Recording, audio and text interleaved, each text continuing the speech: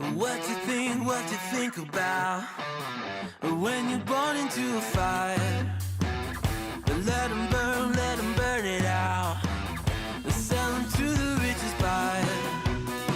They wanna let the world decay. They tell us lies and fade away, fade away. We feel betrayed. We were raised to lose the race. Wake at the back of the pack, kill it anyway. Listen up now, because we're never dropping out. Beat the odds, beat the big house. The brains are bigger than the doubt. We've been thinking for ourselves, never let the truth fade away. This is bigger than ourselves, we won't let the world burn away, burn away. We feel betrayed. We were raised to lose the race. Wake at the back of the pack, kill it anyway. To blame, haters face the world's mistakes. Wake at the back of the pack, kill it anyway.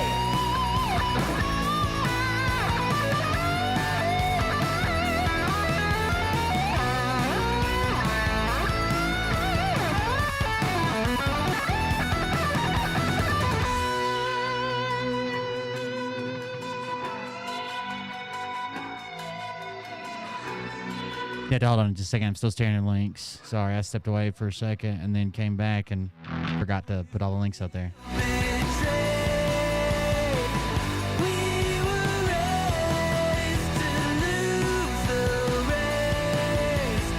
Answering idiots on Twitter. What are you going to do when all the cards are revealed in the summer and you realize you don't know everything? What are you talking about? There are no cards to be revealed. I can't wait till all the Q-tards realize that an election happened and nothing else happened. And they all start a Glock at their house.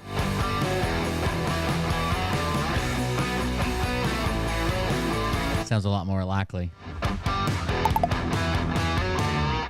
Let me stop the music right here, and then we'll get going. Hold on.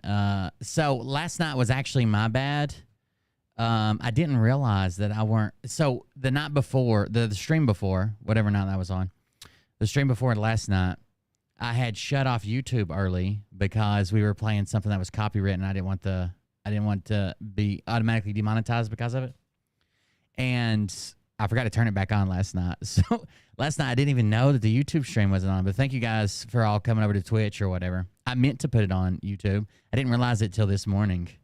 That there was no YouTube recording. There was no YouTube stream. It never went through. But there you go.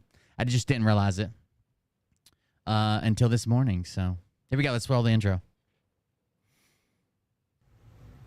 Hey daddies, it's me, the Linda Binda from TikTok. I wanted to make this video because I wanted to thank you for watching Cold Beer Confessionals with Will Bird. I think that's just incredible. I've watched a few episodes and I'm just like very intrigued. But you know what I'm most intrigued in is Big Daddy's meat stick. I heard that it's very thick, like a good old German sausage.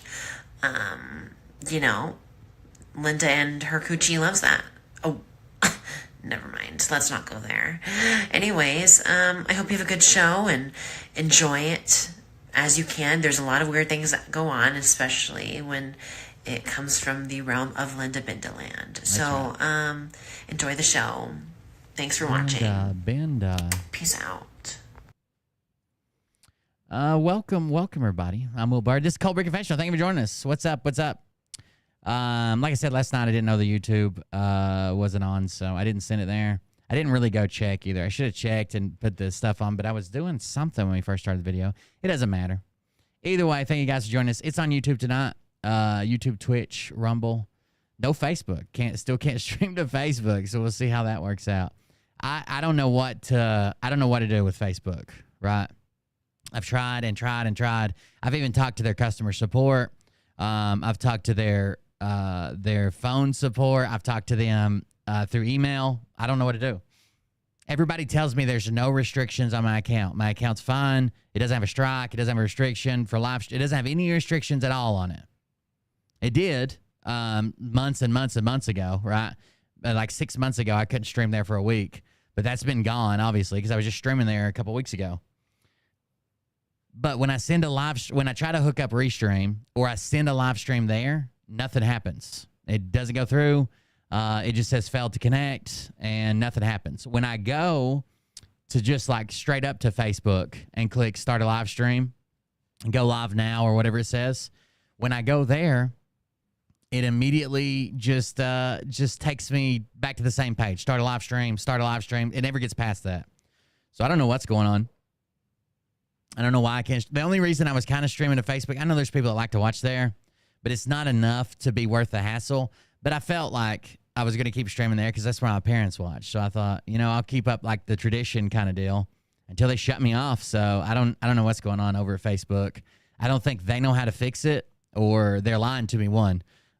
Maybe they're just lying to me. Maybe I do have a strike and they won't tell me about it. I don't know. Either way,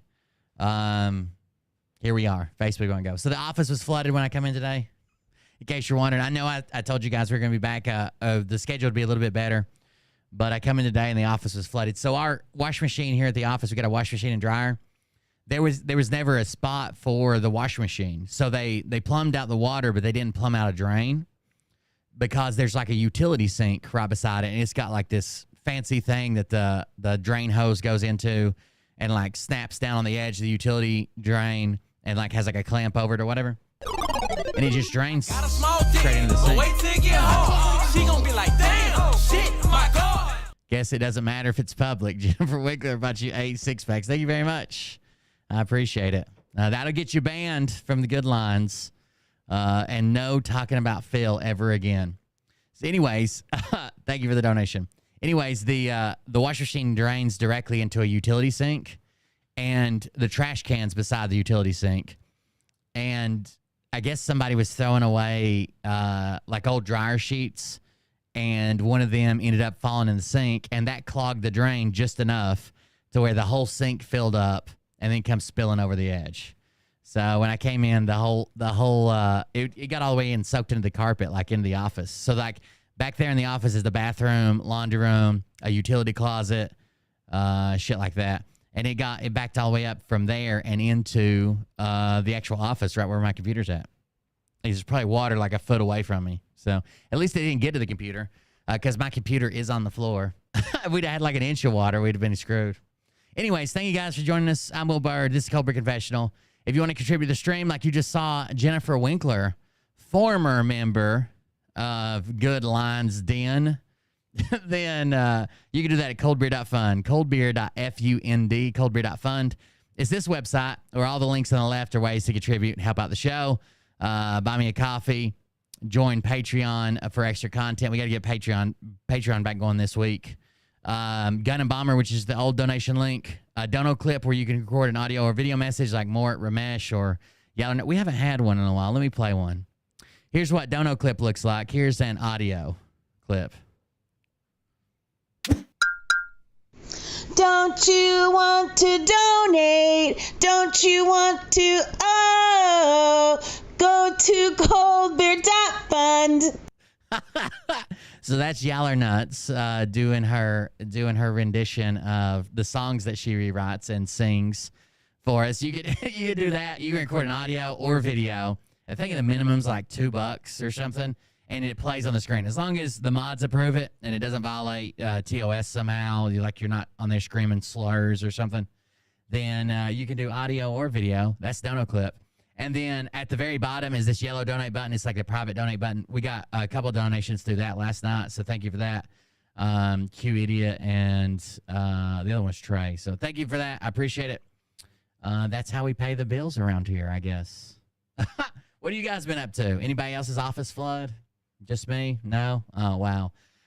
It happens like that sometimes. What else? I didn't do a whole lot today. I got some stuff 3D printing. That was about it. I worked and came into the office. So not a whole lot has been going on. Nick Alvear had his little meltdown yesterday and banned everybody.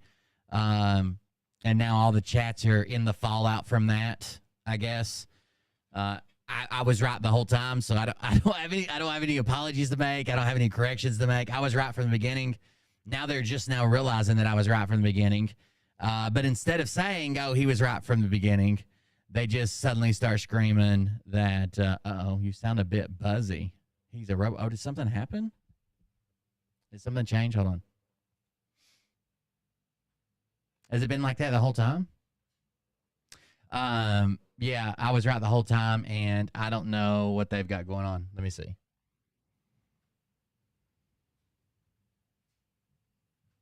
They can't say I was right the whole time.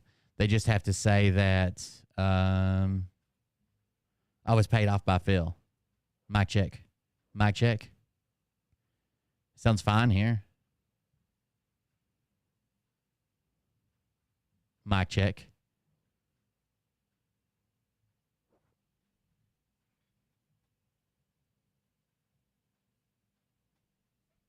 Mic check. It sounds great here. I don't know. I don't know what that was. I got to turn it off, though. I can't hear myself the whole time. Advanced audio properties. Mic check. Mic output. Monitor off. There we go. I don't know. It sounded great to me. There you go. I don't know what to tell you. It sounded great to me the whole time. Somebody brought up the Simon Parks video. I did watch some of it. I can't remember what happened that I didn't get to watch it all. But while I was watching it, something popped up. But here we go. Here it is. The bridge with Nick and Dylan. They sent this to me as a rare Simon Parks sighting. I just pulled up the email again. Here you go. There's one simple sugar hack anyone can do to balance glucose levels almost overnight. Did you know that type 2 diabetes is a completely... How to kill all mosquitoes in the area in 90 seconds? This simple but brilliant trick you half of you guys aren't even saying the same thing. Some people said it's been there since the beginning. Other people are saying it's to after the eliminate dono all clip. mosquitoes. I don't know. It's hard to keep up with everybody saying something different. Good morning, good afternoon, and good evening. Nick Three Sylvester different and parts of the Dylan. world: America, I'm gonna speed it up. Of course. Great Britain, and Australia. Anyway, great to see you all. I'm really excited that we're getting a Simon chance to Parks visit with hasn't been Simon Parks around in a again. Right. Yeah. I haven't talked about him in a while. I know Intel Lady still does her thing. She does a really good Simon Parks impression, and there's a lot of good stories about Simon Parks. His cartoon alien wife, his alien baby. He was a driving instructor for a while. He worked for your municipality, right? He was, I don't know what they call him over there, but he was basically like an alderman or something, or representative, city representative. You know, we love Simon, and we love just hanging out and spending time. In addition to getting some very important intel. So, how are you guys doing? Good to see you both. Well, Nick, thank you. How are you, Simon? Oh, great. It's long overdue to have a chat with you. What? Like, he knows everybody makes fun of his fucking cats hanging out in the background. And in that documentary, they showed he had like 9 cats. Why would he sit in front of a dresser and then put the cat beds on top of the dresser? Does he want people to make fun of the cats? Because, like, when he's, like, in that room, that hoarder room with all the junk, the more you look at it, the more junk you see. Randomly, cats will just pop up out of piles of trash. And it's became like a game, like a Where's Waldo game, but with his cats. But why would he put the beds right there? You guys. So I'm very glad that we were able to, get a good time together. Yeah, I wanted to thank you, Simon. For personally, and I know Dylan. We've talked about this in the past. I know that you do not do very many videos anymore with others. I mean, obviously, you do your connecting consciousness. I guess the only big news I've heard about Simon really recently. Now, if you guys remember Tap, Tap had some crazy stuff from the Connecting Consciousness group, like people who had sent Simon like life savings, basically bankrupted themselves for like promises and returns, kind of like Bert stuff, rape allegations, sexual impropriety, sexual harassment. Tap had some crazy stuff, and they threatened to sue Tap and like take everything he got and made death threat. People made death threats against him and stuff. And then he ended up Tap is an awesome dude. I don't blame him a bit. He ended up having some health issues, ended up backing away from the internet, but he had some crazy stuff on Simon. Videos, and then occasionally you'll put one out as sort of a recap of geopolitical goings on. But we really appreciate and value your willingness to hang out with us and chat. And we want to thank you both from us. Thank you. Well, I would imagine a lot of you folks watching have probably seen Simon's most recent video. If you see my arm moving, I got one of those grip strengthener things, and I'm playing with it. Yeah, it might look like I'm masturbating now, but I'm actually training to masturbate later. I want to put my penis in a sleep hold. I believe you dropped that 2 days ago or something like that. Yeah. And you know, I can hear and feel a lot of disturbances in the force. I can hear people, not terribly happy. We'll recap a little bit. I mean, I urge you to go watch. You wouldn't believe the hand strength it makes to turn a squirter into a geyser. That's what it is. But the main gist would be in regards to Simon's understanding or belief that we will probably be seeing a regular election come November, and many of the big, fancy, exciting things like EBS and military stepping in very well may not happen the way we all would. What? You mean there's not going to be the exact same thing that they told us this entire time was coming any day now? An EBS and the military taking over and removing Joe Biden from office and saying that Trump is secretly president? What?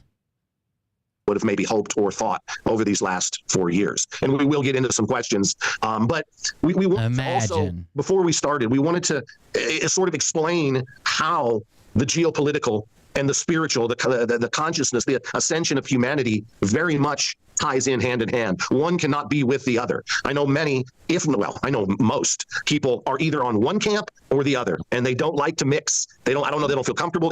One doesn't believe in the other. But I'd like Simon and Dylan to sort of explain why that we feel that they are basically one and the same. So you guys feel free to jump right in on that topic.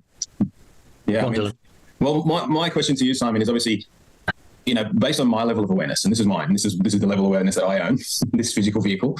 I'm understanding that everything that's happening in the world is all to get humans to a point. It's all to get humans to a point of evolution to turn their awareness inward and focus their awareness inward. Now, everything that's happening external of us is stimulus to do that, is catalyst to do that. Now, it's very hard to explain to somebody. Everything that's happened externally is a catalyst to make you look internally. This whole thing that's happening, this evolution of humanity, Oh. Let me tell you what I found out today. You know how I've been telling you that people have been popping up and being like, Nick caused Phil to lose 50% of his income. Nick caused Phil to lose 48.32% of his income. And I'm like, where are y'all first of all, you're just making up a fucking number. Unless Phil comes out, even if Phil said it doesn't mean it's true. Unless we see some documents and we can trust those documents, where the fuck are y'all getting this from? So I finally asked somebody. I was like, first of all, I don't even know that Phil lost any money. Second of all, where are you getting this 50% from? And somebody told me it's because they think he's losing money because he's selling one of his houses. But I think it's like one of 3 that he owns in the same area in Lake Havasu. So I thought it was weird. But someone finally told me. Let me see if I can find this post. We'll get back to Simon Parks in just a second. I just thought of this. It's the dumbest thing. It's the dumbest fucking thing I've heard today. Definitely.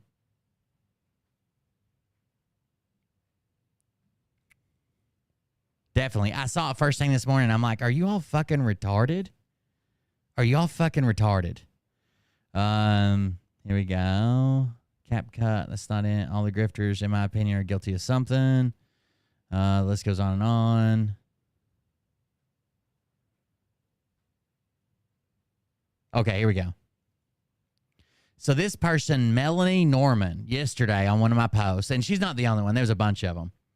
When I made that post about Nick claiming that Alpa abused him, by the way, Alpa super, super tiny. Check out this video, how small she is. This is from her TikTok or it was on her Instagram, but it's a TikTok video. This is how tiny Alpa is. That's supposedly abusing Nick. Oh, that's some dude, but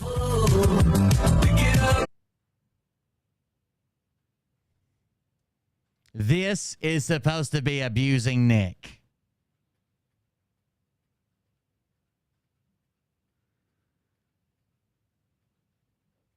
This is what's supposed to be abusing Nick. Dude, I would be surprised if she weighed 110. Like, the other day I said like 120 or 130 because I was just guessing from only seeing her from like upper chest up, right? I knew she was small. I would be surprised if she weighed 110. Not that there's anything wrong with it. There's no way that she could. How is she abusing Nick?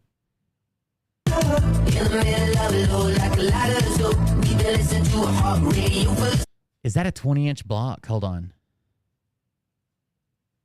Is that why it's labeled 20? Because it's 20-inch jump block? If that is a 20... Okay, hold on. Hold on.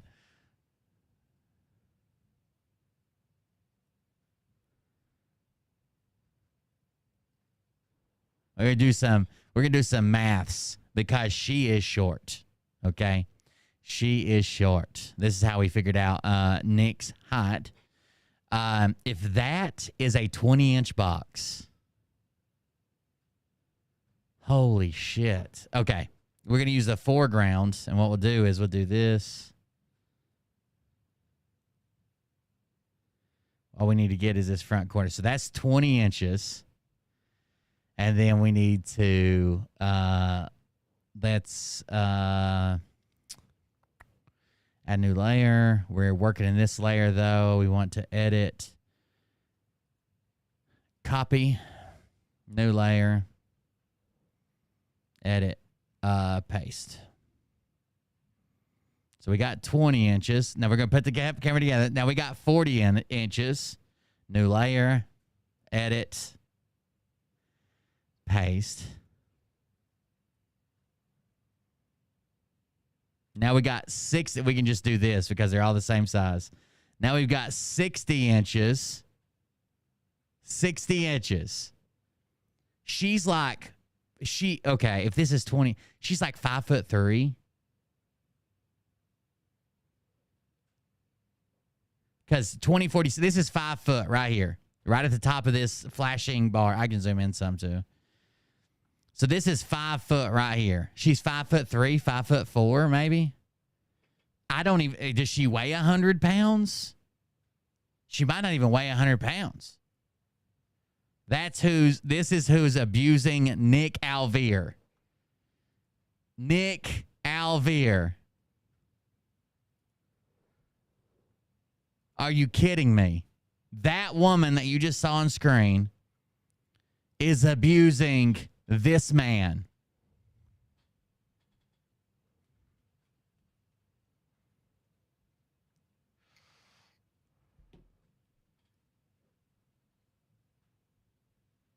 This man. Anyways, so the post says, I made the post about Nick claiming now that that Alpa abused him, and no one knows what he's been going through, but one day you will. One day you'll look back and say, wow, he was going through all that and still made all these movies for us. Just, I wish you loved me as much as you hate Phil. It's just been so weird. Anyways, so Melanie Norman is one of the people who said this. Multiple people said this. She says, he's exposing the truth. So, Nick Alvear's movie, which was well-structured, tight, concise, and informative.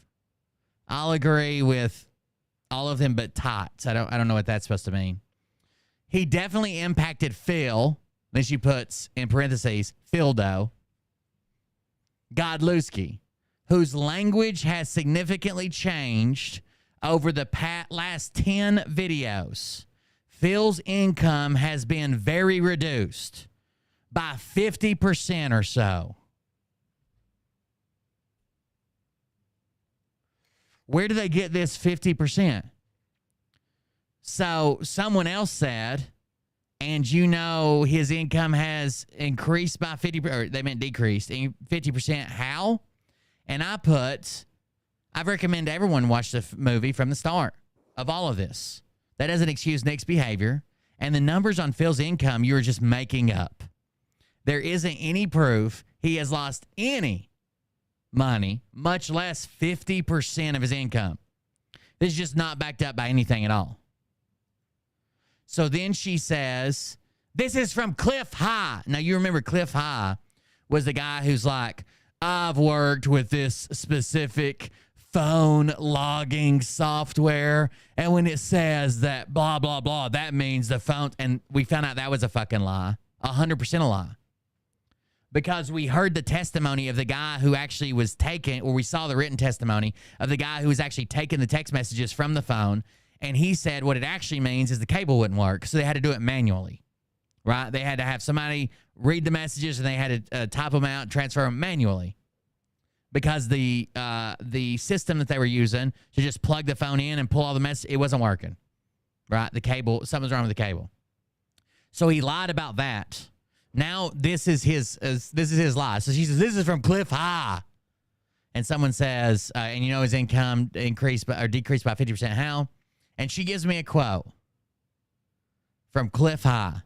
And it says, Cliff High, in my opinion, based on these language changes. So Cliff High is claiming that he's watched Phil's last couple videos and analyzed the change in language that Phil's using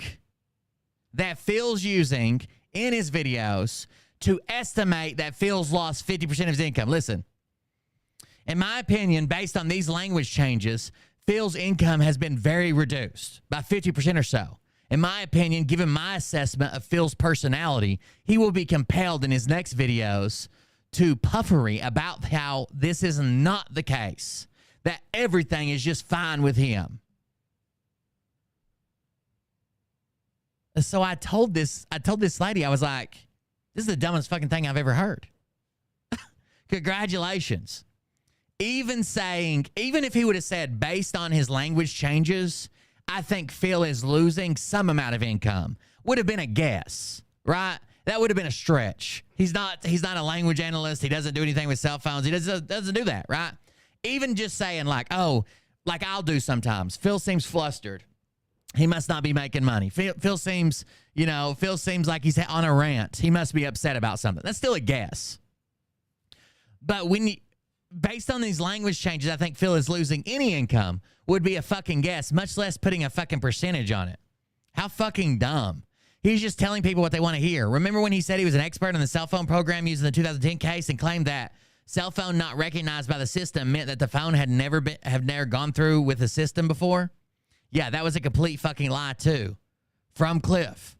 When we got testimony of the officer doing the forensic investigation on the cell phone, he said that the reason it said this was that the phone wasn't recognized by the system because they couldn't get the appropriate cable to work and link the phone to the forensic software. So they had to go through the phone manually and pull the messages rather than it being automatic. It had nothing to do with whether the phone had been scanned by this system before or not. Again, Cliff is telling you what you want to hear.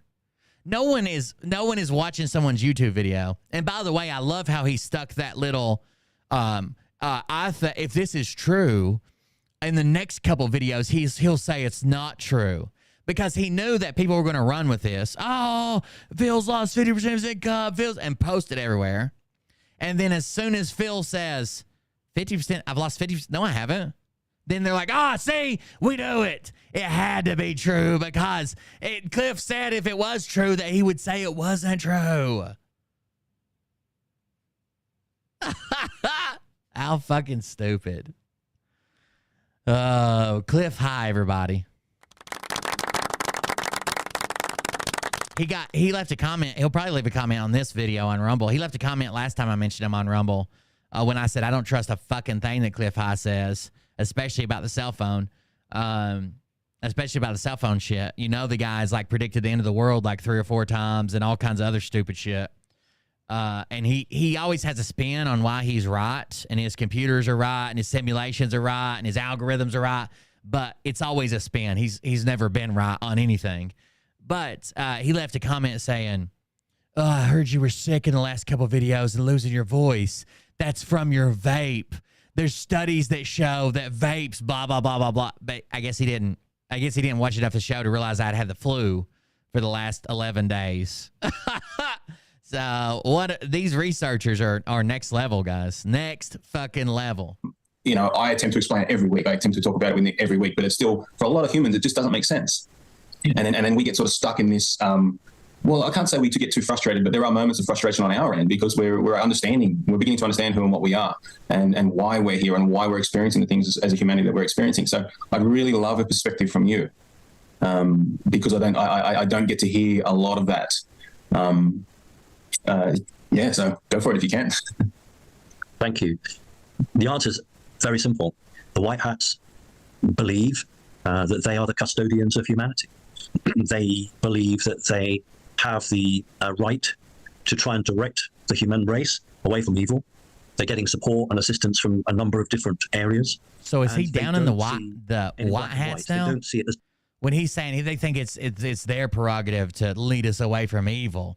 So is he down in the White Hats? Purely a military operation. They don't want a military operation that leaves humanity behind. What they want is a situation where people are in lockstep with any actions or decisions that are made, which means that that's the long game. It's the game that so many of us don't want to see, but is in effect what's playing out. So it's the White Hats believing, and quite rightly actually, that they are custodians or guardians of this very difficult time, and therefore you can't just take your eye off the consciousness, the development of humanity. You have to actually look at that as well as what we would just call the intel side or the development side. So we've got the audience, or a large part of the audience, looking at it from one perspective, another part of the audience from a more spiritual perspective.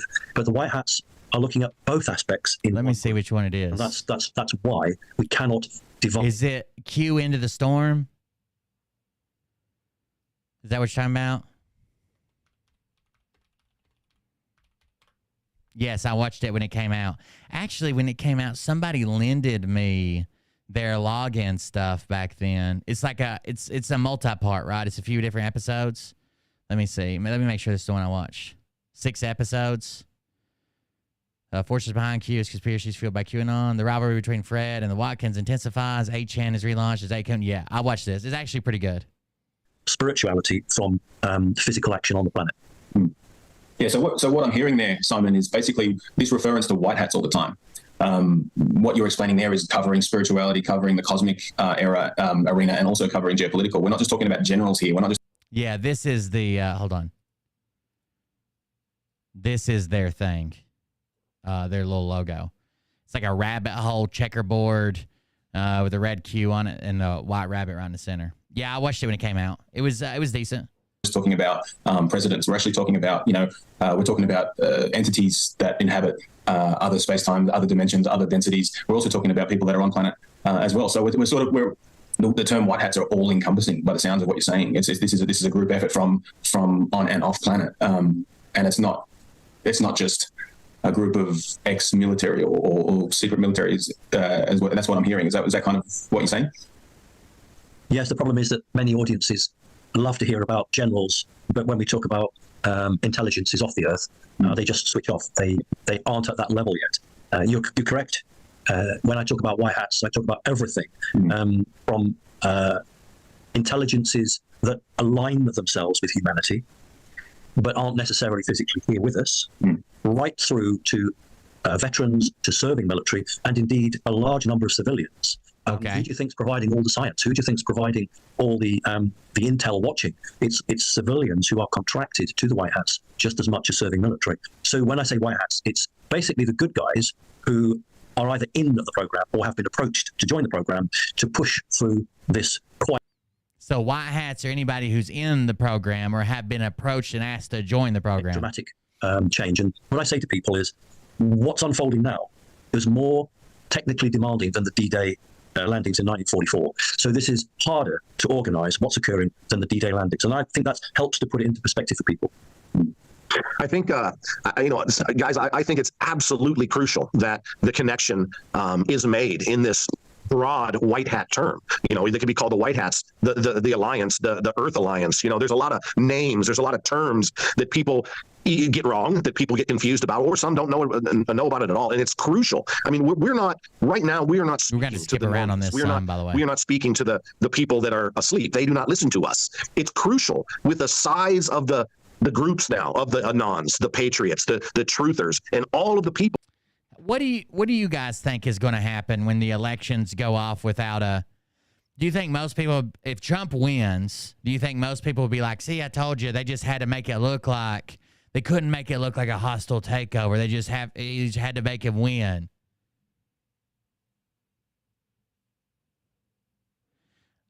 If Trump loses, I don't know how they're going to frame that. Are they just going to accept that the cabal is in power forever? There's nothing they can do? Because they'd be desperate people at that point. Desperate people make fucking desperate decisions, which isn't great. You know what I'm saying? Like, I don't want that shit to happen.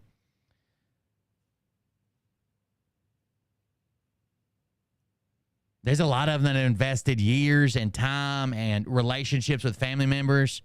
We see stories about people never met their grandkids because the kids won't talk to them, left their husband. Some of them joined a cult and started following that dude that wasn't even good at riding a motorcycle, obviously, down in Dallas for the return of JFK.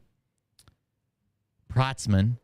That are part of this awakening movement that not only watch the videos, but are part of the collective consciousness, that are able to absorb the energy and the information that flows from us and others into the ether. You think if he's the Archangel Michael, he could at least ride a fucking CRF 250. And, many people don't realize that is a method of communication now. We have begun to develop our faculties, our discernment, our ability to tap into intelligent infinity, the cosmic web, Akashic records. I mean, we're not maybe adept at it, but it's beginning. And the things we talk about, as well as others on these types of shows, it seeps in.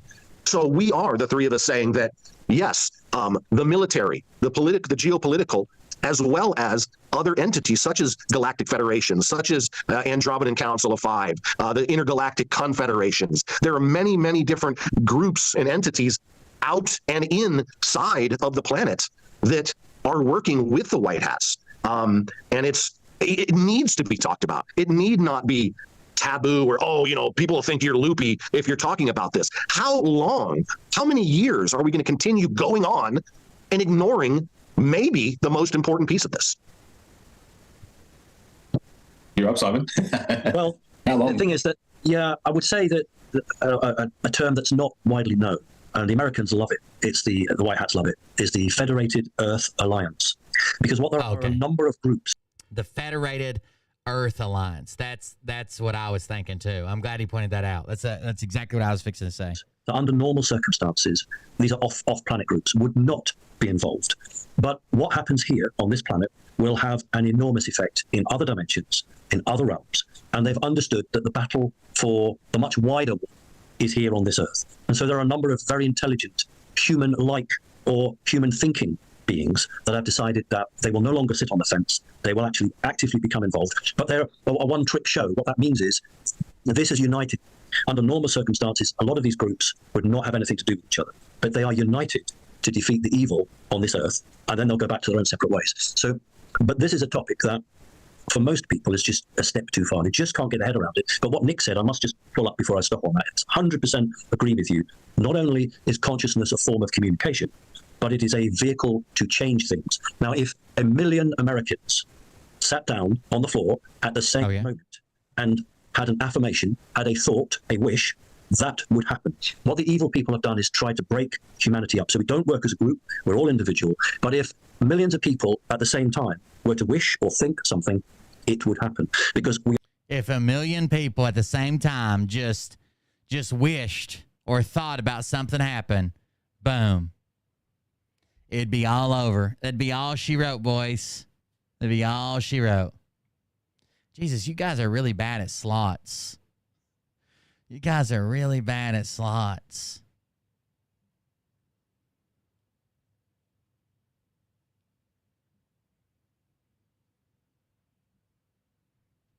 All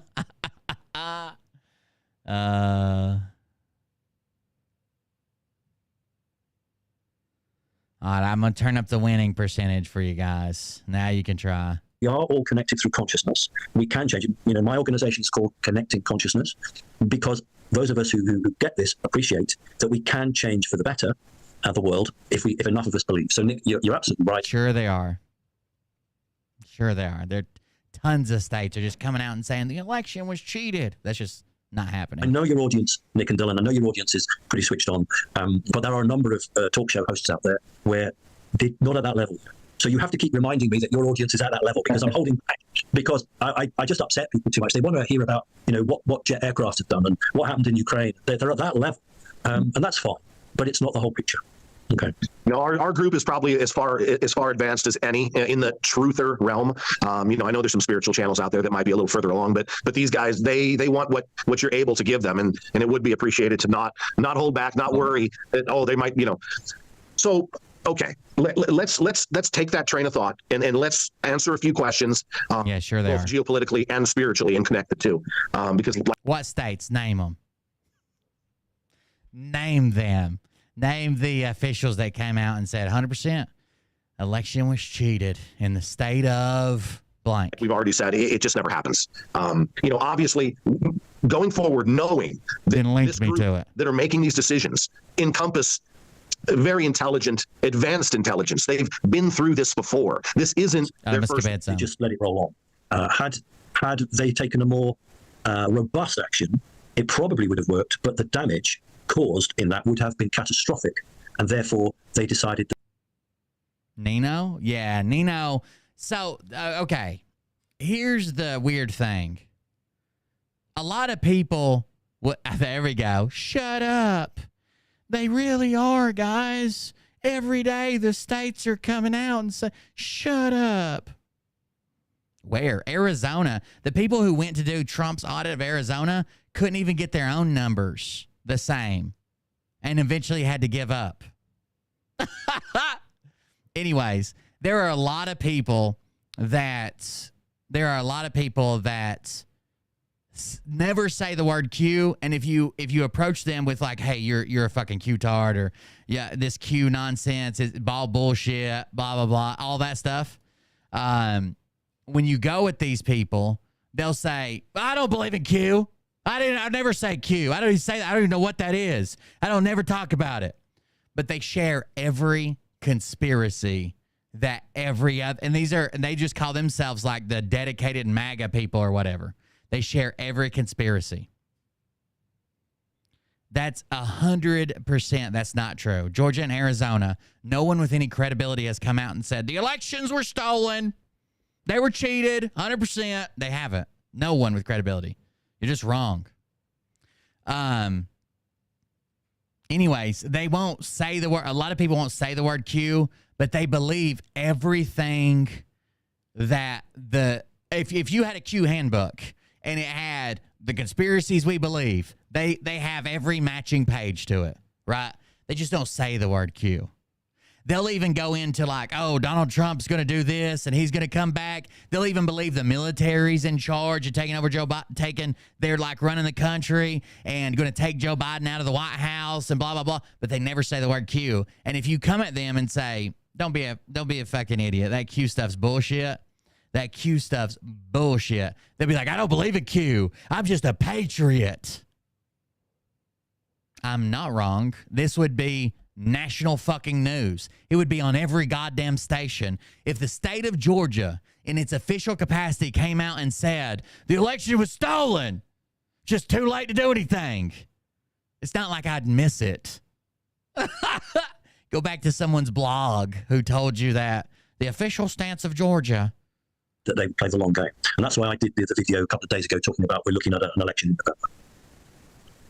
You know, it's always been interesting to me because most of us know that nearly 7 years ago, Trump did a world tour and basically capitulated a great deal of the.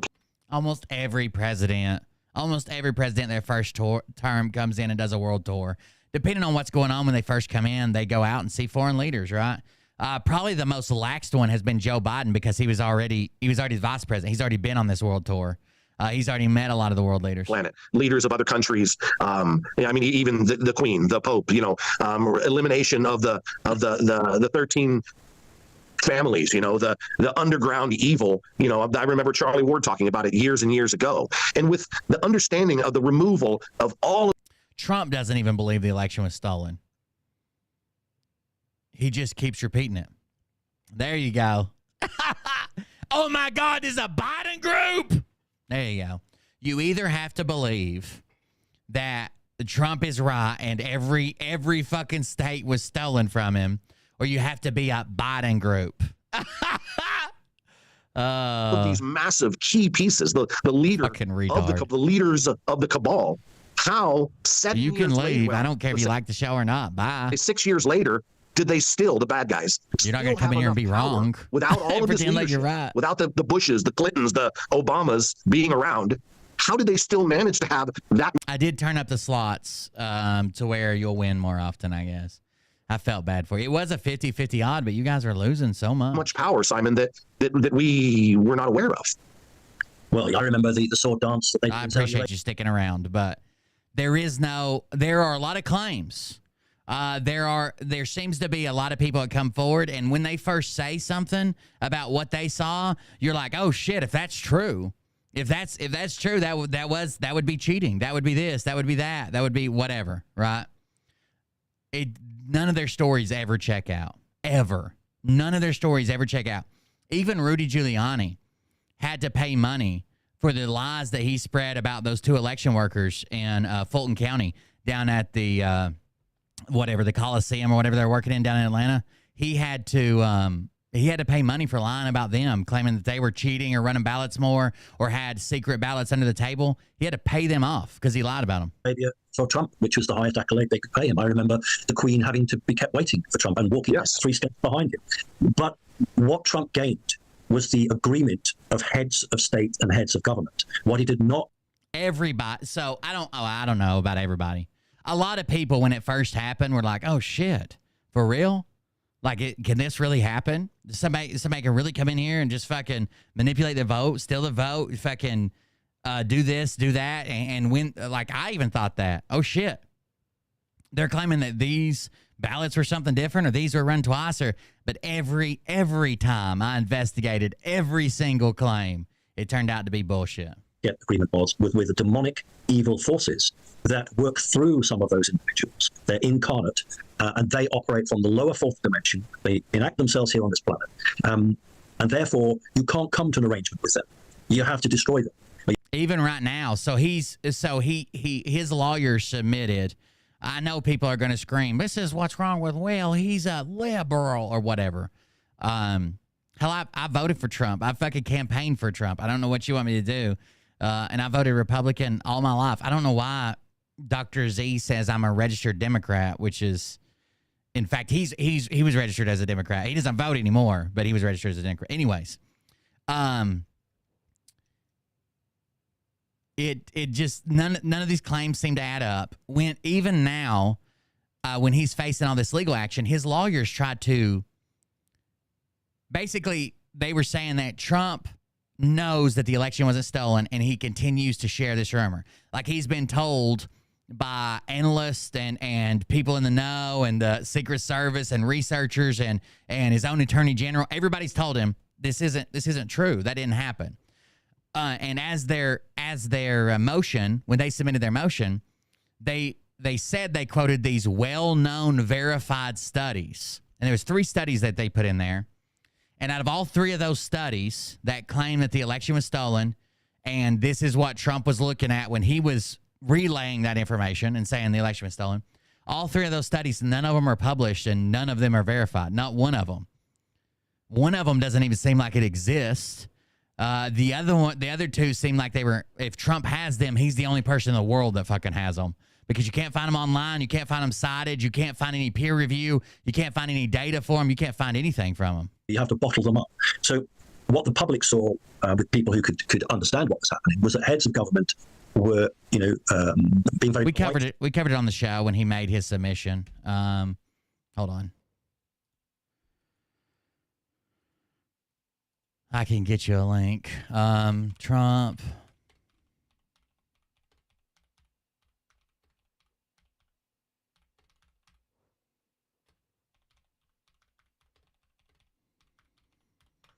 You're not going to scream, "This is from the mainstream media," are you? Here, I'll read it to you. Let's do this. I'll have to do my paywall trick to remove the paywall.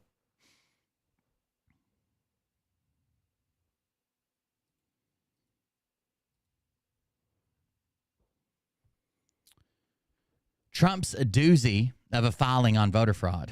It says, prosecutors have repeatedly described Donald Trump's false voter claims in 2020 as effective manufacturing a pretense for fraudulently overturning the election. So basically, prosecutors are claiming that he's making false claims about voter fraud because he wanted to overturn the election. That's what the first paragraph says.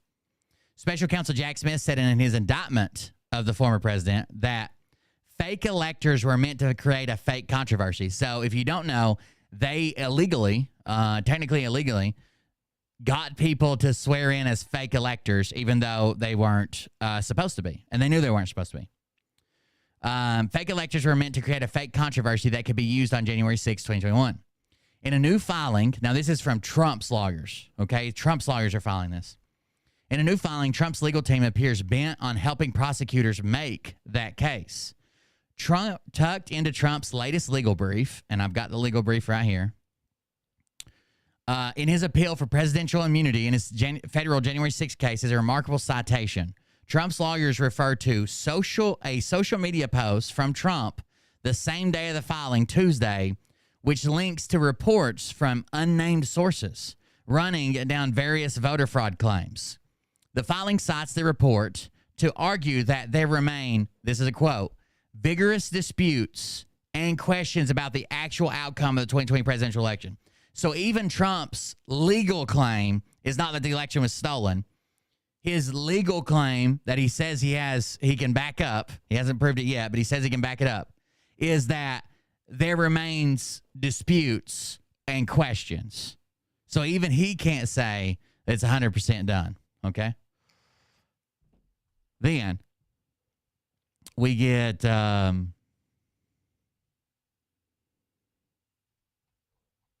we get this.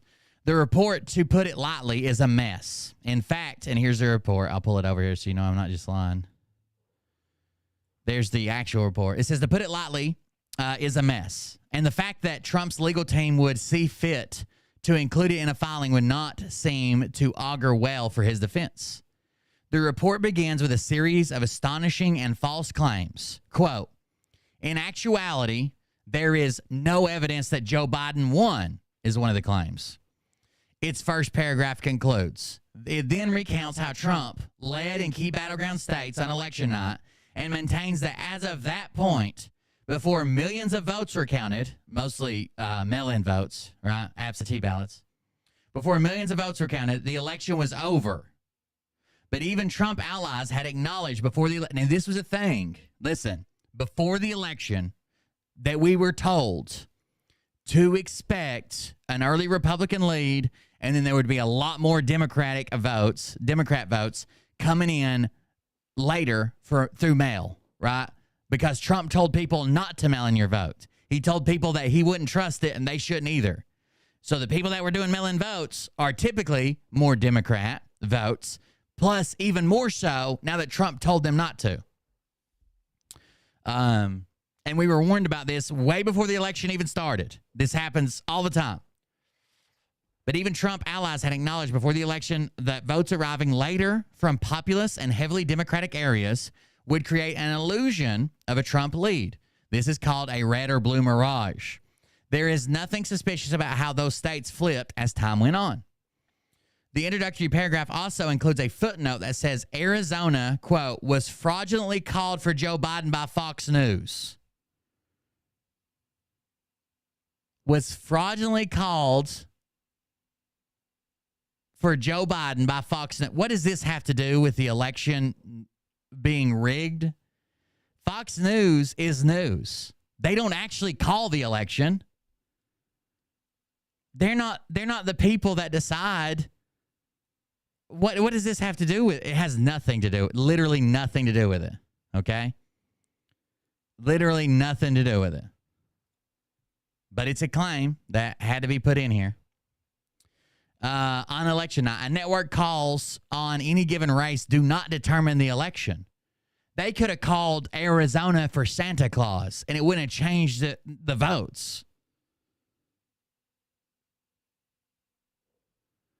Anyways, the report goes on to cite multiple accounts of alleged fraud that don't appear to be publicly available. It cites 7 chapters from an apparently voluminous report on widespread fraud in Georgia in 2020 presidential elections.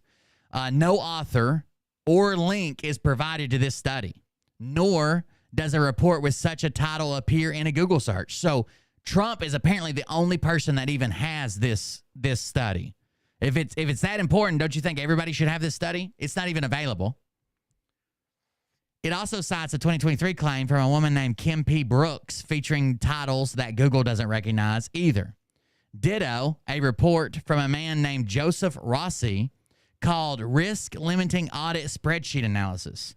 No links are provided to the claims or documents. A Trump campaign spokesman didn't respond to requests for the documentation. The report goes on to cite purported evidence of voter fraud and irregularities in 5 key states. Here's a sampling. For Wisconsin, it begins by citing how the state Supreme Court declared ballot drop boxes illegal. Sure. The state Supreme Court did declare ballot drop boxes illegal. In 2022. In 2022. What do you mean it was over after they called it? Fox News doesn't have anything to do with the election. They can't stop it. They can't make it over. They can't restart it. Fox News can't affect the election. They just see the numbers and tell you what they say. For Wisconsin, it begins by citing how the state Supreme Court declared ballot drop boxes illegal in 2022. If I buy let's say I buy a firearm and then sell it today, and then in 2030, they decide that firearm's illegal, does that mean that I should be charged with buying and selling that firearm in 2024? Obviously not.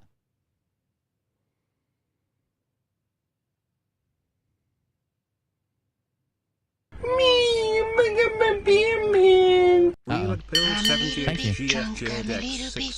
Cause I'm drinking. Are y'all still losing slots? I'm a little bit drunk. Cause I'm drinking. Thank you very much for that. I appreciate it. Thank you for the donation. That's Red Pill Girlfriend. Anyways, Pennsylvania cites the idea that there were more votes than voters. This is an off-sided claim based on lagging data from the database called Statewide Uniform of Registered Electors, SURE. Such claims were debunked both before January 6th and long after. So they were using inaccurate data for that. Arizona, it begins by claiming that Maricopa County illegally accepted 20,000 absentee ballots after the deadline of 7 p.m. on Election Day. But multiple fact checks have noted that this assertion relies on misreading the dates. The dates actually indicate when the ballots were handed off to the private vendor for scanning, not when they were received. So, of course, as soon as their votes are received, they're not immediately broken down and counted. They have to go out to a tabulator. So the date or the time stamp on it is not when the ballots were turned in. It's when they gave them to a vendor. And there's another time that shows, there's another statement that shows they were all in there on time. Multiple fact checks have noted that this assertion relies on misreading of the dates, blah, blah, blah. Perhaps the most remarkably, it cites this anecdote from Michigan. A city clerk in Muskegon witnessed a woman drop off between 8,000 and 10,000 voter registrations at the clerk office on October 8, 2020, many appearing to be fraudulent. Okay, that's the claim.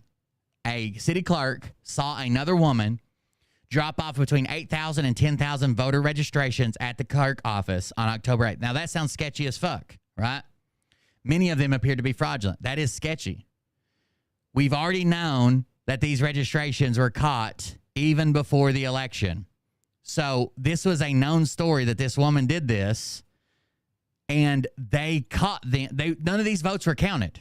So who cares if she dropped off 1 million as long as she got caught and the votes didn't count? Muskegon fake voter applications probed in 2020 referred to FBI, Nessel says. In 2020, a worker for voter registration firm turned in scores of voter applications that were state officials say were clearly fraudulent. State officials say they detected the problem, were set to press charges, but referred the case to the FBI as part of a larger probe. No one voted. No one voted as a result of this effort. No one voted. So every one of these were thrown out. So who cares? This doesn't mean it changed the outcome of the election. No fraudulent registrations appear to have resulted in any actual votes. But as it happens, on Wednesday morning, the Washington Post's Sarah Ellison published a thorough debunking of claims linking Muskegon's situation to any fraudulent ballots. These are just a few examples of the claims that have already been debunked or have no actual proximity to voter fraud. Many of these claims don't appear to have been publicly lodged before the reports released Tuesday. So it's weird that he says, hey, there's still doubt about what's happened. There's a lot of people still doubt this, and there's studies that kind of back it up. We still have questions. We still have doubts. But then when he goes to refer to it, it's studies that only he has. How is he the only person with the studies? Shouldn't everybody have these? To Trump, certain individuals suddenly disappeared, but the evil was still there. I swear, I don't know if I have to refresh it or something, but I turned the winning percentage up to 200%. So at 100% on slots, it's supposed to break even. Half win, half lose. That's what I had it on. I've got it turned up to 200% right now, and you guys are still losing slots. That's weird. Were removed. The evil was working through the middle management. Let me just call it that. The heads weren't there any longer, but the middle management was still there. Look, even as late as last year, the special forces, the American special forces, were still detonating neutron bombs in underground tunnels to rid the Earth of some very nasty non-human elements. And they use neutron bombs because they don't produce radiation. And so that's where we are. Whereas 3 years ago, it was felt that we could wrap this up very quickly. That's not the case. However, on the positive side, we're a long way ahead now. So I would say the last 6 months, so just before maybe sort of a November time onwards, actually, we've caught up tremendously. There's been quite a caving in from the other side because you've got to stop the evil coming in. It's no good just, going after everything here. You've got to cut it off at source. And stuff the Space Force have been involved in. And so that's been very successful. Okay. Yeah, it's kind of fascinating. It's kind of the best way to explain it. Space Force is going to be the ones that take them all down. All right, skip ahead to like the middle. If you put bars of chocolate on a table and people had the chocolate, they would learn through pleasure. But what you're saying is quite right, that stimuli has the greatest movement for change. Well, you're really at the crux of the problem here. Let me explain it. What are the white hats seeking? Are they seeking what you and I want at this stage, or are they just simply aiming for a very basic understanding and then over a number of years take it further to where we are? And recently, President Trump made a statement where he said, within 24 hours of winning the election in November, I will stop the war in Ukraine. And today, the Hungarian prime minister basically said that President Trump returned as official president, would stop the war within 24 hours because he would cut all the funding off. Well, that tells us straight away. Stop the war right there. Within 24 hours, he'd stop the war. He's planning on a November election. Too easy. It also tells us that everything is still on a very primitive, basic level. Stop the funding and the war. Some of the messages from the White Hats are simply Biden bad, Trump good. And often you look at the messages coming out, and that's the level, that's the depth of the message. And I'm trying to update the emotes that you could potentially get. That one's wrong. I need to change that one. I want to put my own emotes in there and see if they work, because that's updating, isn't it?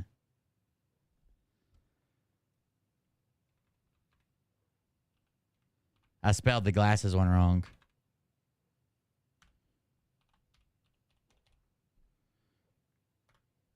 So let's get rid of that one.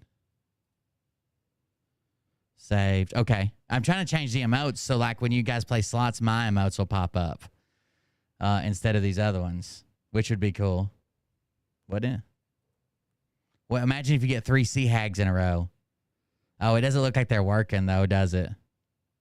Not as emotes. I won. Me and you two won? What? And won 16,200. She bet 100 and won 16,200 jackpot. It's not rigged, guys. Look at it. We were to move towards a third world war, it wouldn't surprise me because President Trump would be on hand within 24 hours to stop it. My slots are not or my emotes are not working, are they? Maybe I should just take them back off. It must have to be global emotes. Mine are only channel emotes. So that might be your huge stimulus to the global mind. Right. And at the moment, what's being shown is that Biden is mentally impaired. Therefore, you shouldn't vote for him as a president. Most people, a lot of people say shit like, oh, I do need to make a bird emote, don't I? A topless bird emote. Most people say like, you believe Joe Biden got all these votes? Technically, yeah. Do I believe that everybody went out and voted for Joe Biden because they love him so much? Nope, I don't. There was a dedicated group of people that went out that would have voted for a dead possum instead of Donald Trump. They were better at rallying the troops, at telling them, hey, we got to change something. We got to fix this. We got to do this. Obviously, they went out there. They were better at it than the right was. They were better at it. Biden is more interested in funding Ukraine and they did not vote for Biden. Oh, well, some people did. I'm sure some people did. Most people voted against Trump, and it could have been anybody. He is the southern border. Biden is more interested. Colored loofah emotes? I'm sure I can. Let me see how many emote slots I've got. You guys leave suggestions if you want to see different emotes in the chat. Tell me what you'd like to see. I like the idea of colored loofahs. I don't know how many slots I have, but I'm going to go look right now. Emotes. Because I used to have my slots maxed out. But apparently I don't now. I have 12 open slots. Is that for real? Follower emotes are a new free tier of emotes. So I could put the loofahs as free. If I got 5 free ones that I could put in there, you don't even have to be a sub to get them. Oh, it says 12 open slots, but I think I got 8 of them full. Okay. No, there's a total of 20. Holy shit. So I can put even more in there?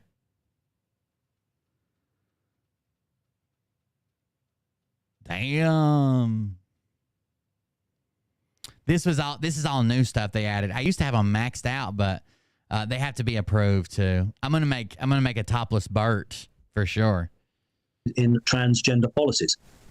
In a nutshell, guys, I just laid out for you the election battleground. So it's very disappointing for those of us who are at a higher level. You know, what the heck for the rest of the topics, which are far more important. But unfortunately, humanity is seen at such a low level. That is the messages that are going out. Now, once Trump is back, and he will, then I think we go on this educational program we've talked about, which may be, right. Well, I know for a fact that educational, you say, they've actually got. Whether they need more than that, I don't know. But the funding is there for a 10-year program. So it's a 10-year program of work. But if you think about kids who are, 12 years old now, 13, you're going to need 25 years to really cleanse all this. So I think these next few months are very basic. Biden bad, Trump good. Only Trump can save us from a third world war, and I think that's where it'll go. I think that is it. Remember, I'm an ex-politician. I've been elected. He was like at a city. I'm an ex-politician. Get the fuck out of here, dude. I've done 3 terms of office. So when I look at how things are working out, I'm saying to myself. And when the reason he lost that job is because he was featured on one of those weird ass fucking alien sighting videos or whatever. When he got alien sighted, they had to get rid of him. They had to get rid of him when he was out there sighting aliens. Jesus Christ. Following an election plan. I don't mean ringing people up and going to the door. I mean looking at how your ads are going to go, looking at the messages. You drop a message 1 week ahead, 2 weeks ahead. And I think that I'm not downhearted because I appreciate that the good guys have worked out that the level of understanding is quite low. And they've just got to get Trump in, get that man in, and then we can start having the Sara Jasara, we can start having all the programs that we want. And maybe, just maybe, the truth about not being alone in the universe might just come out. But it ain't. Okay. Now, that's why the Pentagon has clamped down. You may have, your audience, I'm sure, have got it. Perfect. The Pentagon have made a statement saying, look, all of these UFO sightings are just secret military experiments. Now, the reason I can tell the audience, the reason they've done that is because they've been monitoring Twitter and other social media platforms, and there's been a resurgence in the interest of extraterrestrials, the interest of UFOs, and they're saying that's beginning to take people off the Biden-Trump battle. So we're going to cut every other avenue off. We just want people thinking about Biden and Trump, and once that's done, then we're going to. There you go. That's all you're allowed to think about, Biden or Trump. You think before this no more aliens. We would have fantastic discussions about off-planet material. We would talk about everything. You mentioned MK. We would have those discussions. You can't have them for love and money now because people say, yeah, but what about what's going on here? It's all about that. So that's the way it is. We can have those level of discussions when this election is over, and that is the way it's been planned and set out. And I know the Pentagon will backtrack. The Pentagon will, after the election, they will go back and they'll release more stuff. I mean, it's already been agreed. But at the moment, I'm afraid, it's a very narrow discussion point. Okay. Dylan, I've been telling you, man, you're like 1,000 years ahead of your time right now. Unfortunately, I do believe that Simon is right. I don't. A lot of times, I don't want you to be right, Simon. I want it to be different, but my new bird emote is pending. Let's see how they wrap this thing up. Oh my God, what's up there? Is that a dog, a cat, an alien wife? What's there? Now, Trump's in office. Bad guys. What are we going to talk about? And there's going to be quite a lot of withdrawal symptoms. A lot of people are going to sit there thinking, I spent the last 4 or 5 years every day living this. What do I do? And that's really when they need to move on. In a very tough road. I want to see when it hops up there what he says. We'll say, well, there it is. Because, all right, buddy, calm down. What will happen? Just 2 seconds. Calm down, buddy. Calm down. What will happen is that people will say, well, there's nothing to talk about now. Trump's in office. Bad guys. What are we going to talk about? And there's going to be quite a lot of withdrawal symptoms. A lot of people are going to sit there thinking, I spent the last 4 or 5 years every day living this. What do I do? And that's really when they need to move on to the next level of their own development. And that's where I think guys like you have a real role to play.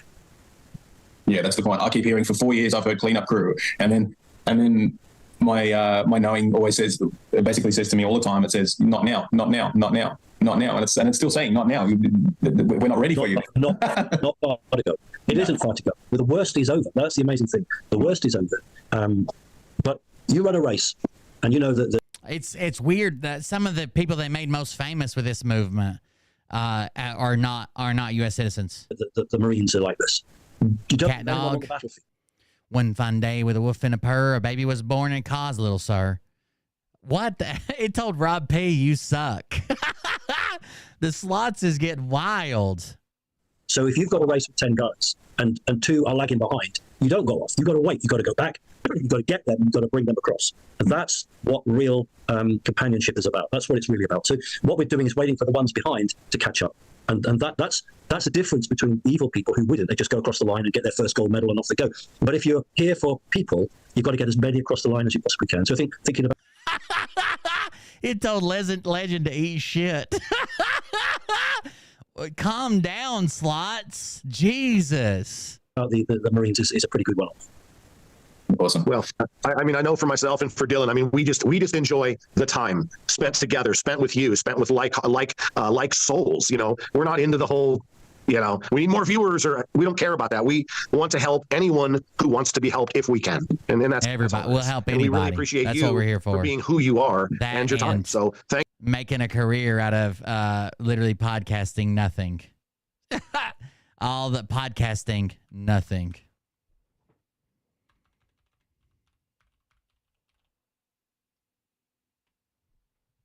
Thank you, Simon, and I can't wait till next time, my friend.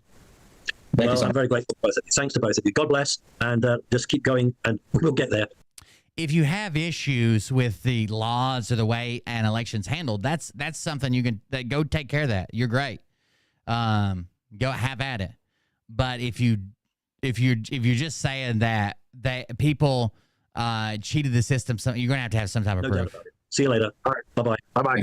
I think everybody has to lose enough to where me and you two can win 162,000. Why does it keep telling you to eat shit, Legend? I've been changing it. I thought it was funny. Okay, that was the end of it. That was a weird. What was that little thing at the end? And your time. So thank you, Simon, and I can't wait till next time, my friend. Thank you, I'm very grateful for both of you. Thanks to both of you. God bless, and just keep going, and we'll get there. No doubt about it. See you later. All right. Bye-bye. Bye-bye. Whoop. Stop recording. Whoop.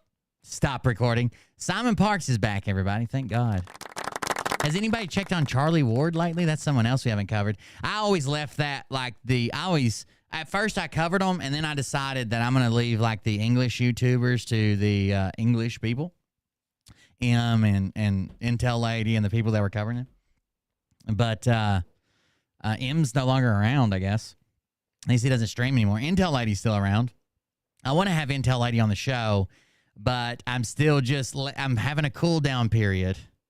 I'm just having a cool down period because I don't want to bring the hate that is all over me at certain times on Intel Lady because she didn't do anything. She doesn't have any affiliation. And you know how they are, right? They're kind of vicious. Anybody that, like, fuck, people are getting banned just because they still watch me from some of those groups. Just because they still watch me, they're over there getting banned. So I wouldn't put it past anything to happen for someone to appear on my show. That would be awful. Simon Parks, everybody. Thank you for sending the video. I just hadn't seen him in a while. Not that anything's new or different or changed. I guess we haven't seen him in a while. I wanted to grab this video that was sent to me, but I can't watch it because I can't watch it on YouTube. We would all have to move to Twitch. But you guys know Linda Benda did another interview with Jupiter's sister.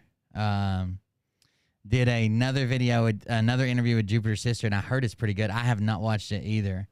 But I did see it. That was a thing. There was also, where'd it go?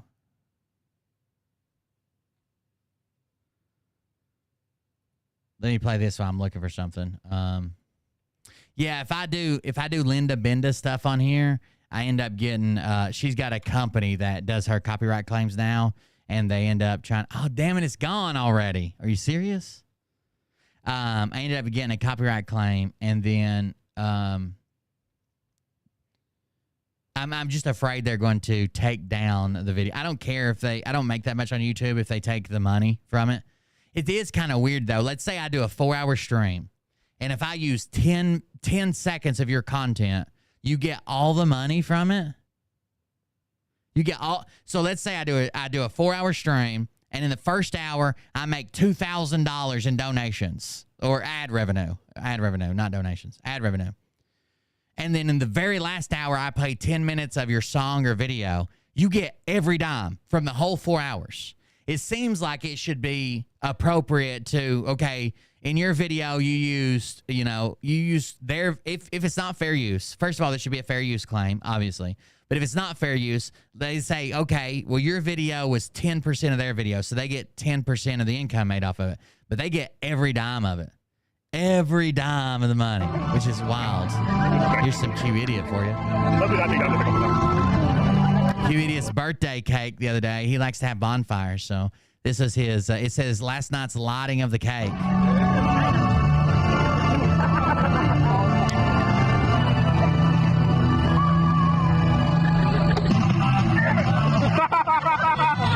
Oh, come on. Oh, shit.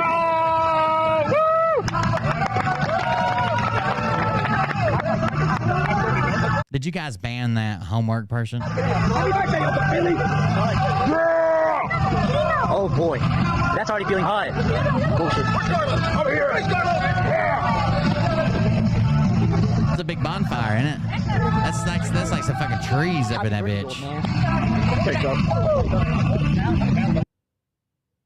Damn it. The link I was looking for, this will get claimed too. Fuck it, I might as well do it though, because I'm interested to see what he says. I thought you posted that here. Where the fuck did you post that if it wasn't here?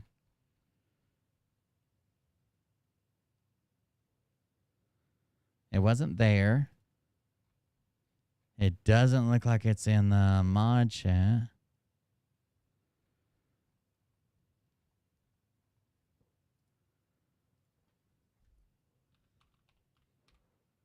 Hold on, I'm working on it.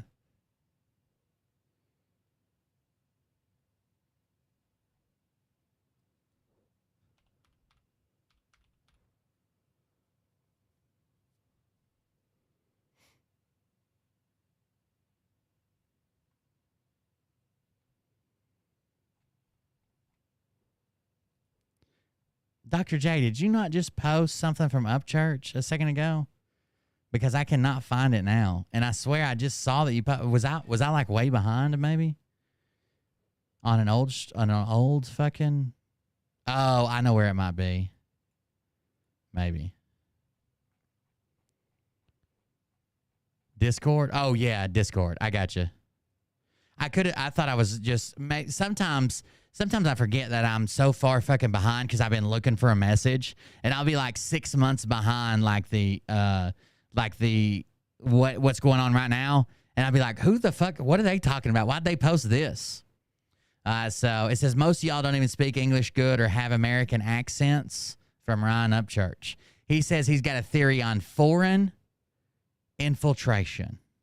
A theory on foreign infiltration. What is up, guys? So today I want to talk about this. A couple months ago, I had a kid comment on something of mine. He was like, yeah, bro, there's this protest going on here, this, that, and the other. We should totally show up and yada, yada, yada, yada, yada, yada. Well, I got to looking at what the protest Go get him. And I was like, this is fucking bullshit. I said, bro, don't show up to that. And he's like, no, I'm going. I'm going to be right there in the street with everybody else. I said, look, I was like, sometimes people want you to go there to do said thing because maybe they're not there. Maybe they're on the outskirts watching yo ass be there. So sometimes people are led to events for certain reasons. We live in America. Anybody can have a event as long as you get on Facebook and promote it and be like, yo, everybody, we're having an event. What if the event is for people that they don't like? Oh. And they're getting this event together so they can drive a fucking car through the event like we've seen last year. Which brings me to my purpose of this video, and that is theorizing future possibilities can sometimes keep you alive and evolving for the greater good of your life and other people's life. Because you can't be aware of an action without contemplating the possibility of the action. It's pretty simple. How are you going to stay vigilant? The other day, Ryan said that he was talking about Kylie Rodney again, and we all know the fucked up shit he said about Kylie Rodney, right? That she didn't exist, that it was... So he started talking about it again, and then he's like, oh, they fucking sued me. They fucking sued me, but I won that shit. They won't do it again or something like that.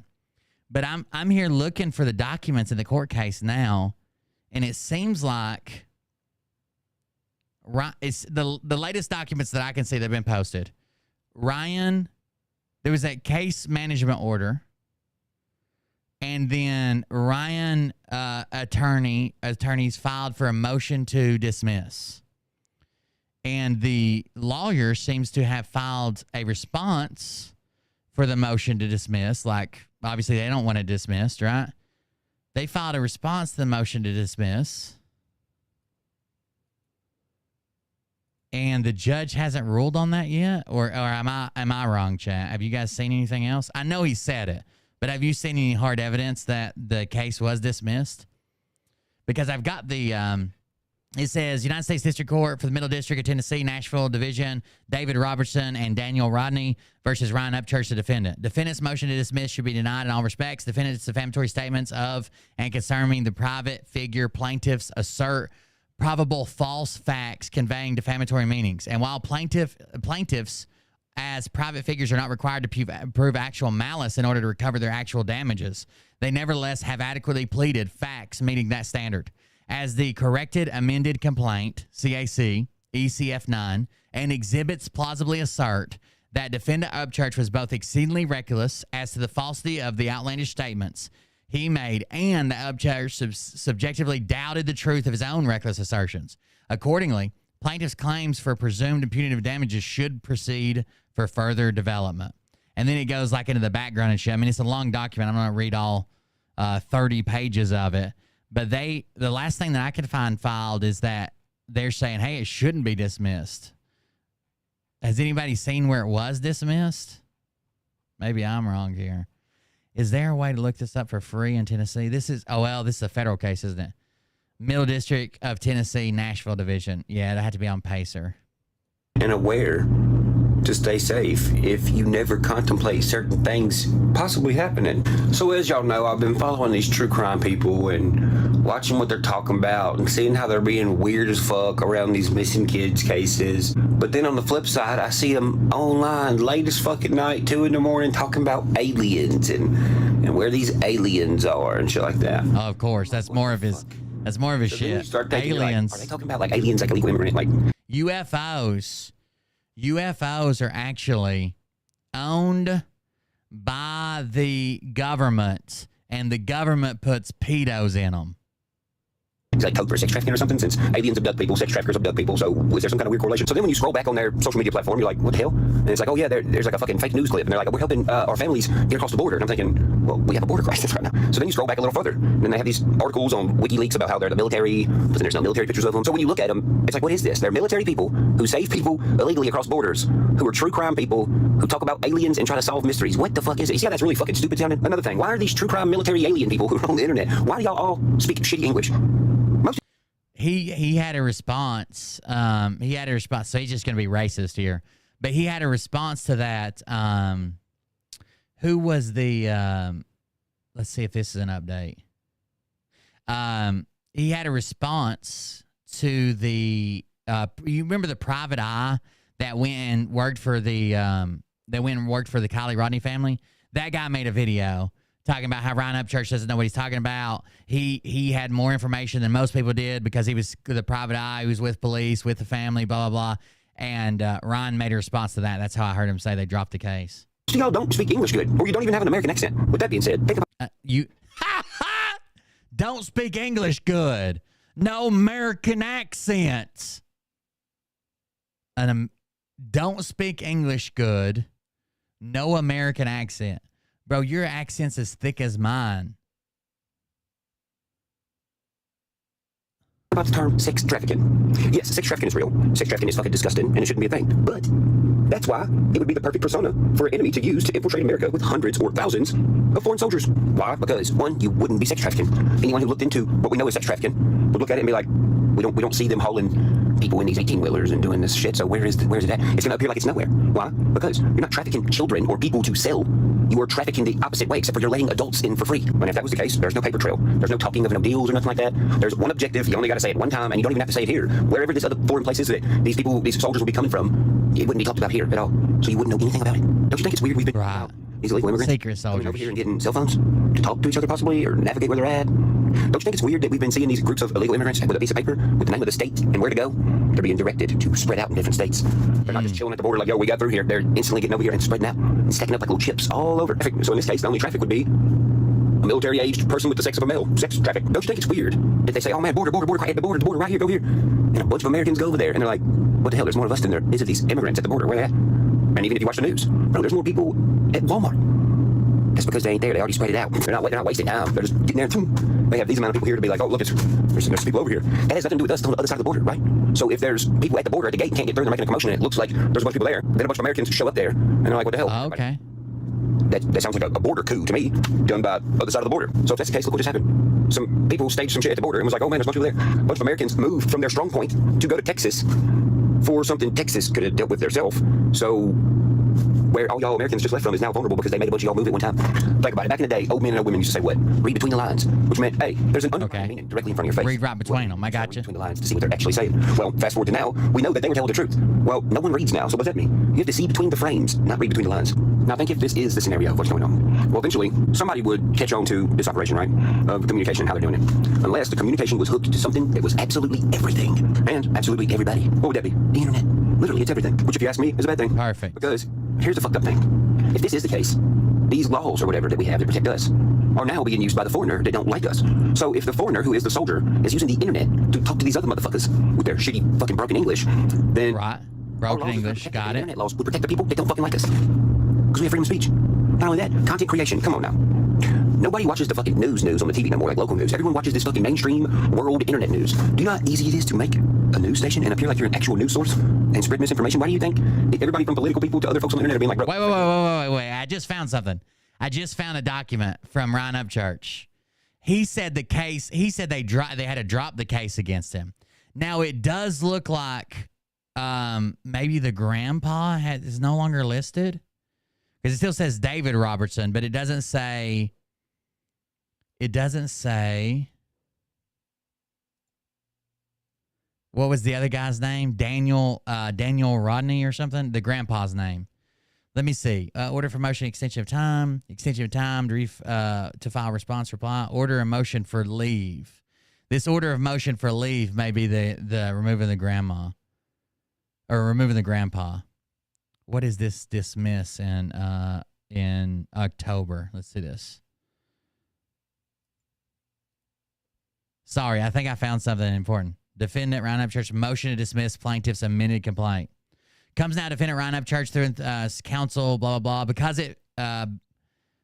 they would like to dismiss amended complaint document number 9 because it fails to state a claim upon which relief can be granted for plaintiff's claims for defamation, per se, false light, intentional infliction of emotional distress, and negligent infliction of emotional distress. Mr. Upchurch respectfully requests that the court dismiss the case with prejudice pursuant to Rule 12b-6 of the Federal Rules of Civil Procedure. A memorandum of law in support is being filed contemporaneously herewith. Okay, so Ryan did file for dismissal. Order granting 17 unopposed motion for extension of time to answer. RE7 amended complaint, Ryan Upchurch. Okay. Notice Ryan Upchurch of appearance amended certificate. Notice by Ryan Upchurch, notice of appearance amended. Tennessee State Bar status verified. Notice to filer. Notice of appearance. Cynthia Sherwood. Notice of appearance for the other lawyer. Manual filing. Let me see what some of these other were. So that was the motion for extension of time to answer. Okay, let me see this one. Sorry, I did find something juicy. I'll grab it in a minute.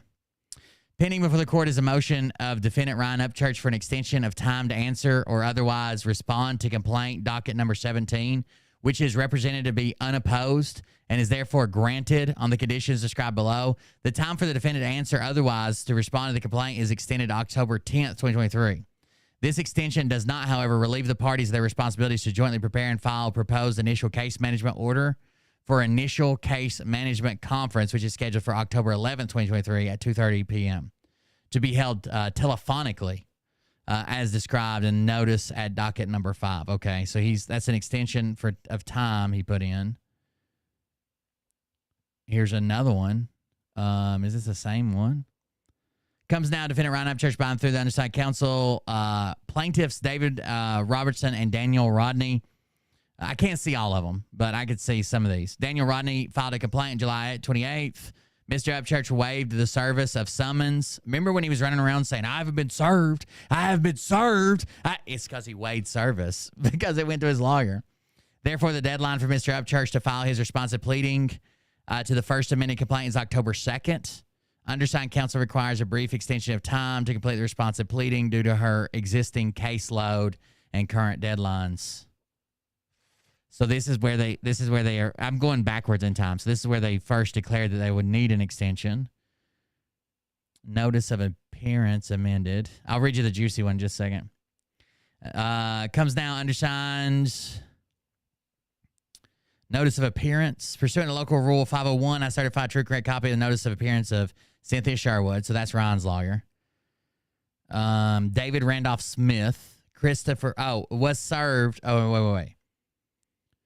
She was served on Christopher W. Smith at C. Smith at DRS Law Firm, David Randolph Smith at DRS Law Firm, and Dominic R. Smith at Dom at DRS Law Firm. All of these law offices at David Randolph Smith via the court's CM ECF system on August 15th. So she served a copy for them to appear, the lawyers to appear, I guess. That's weird.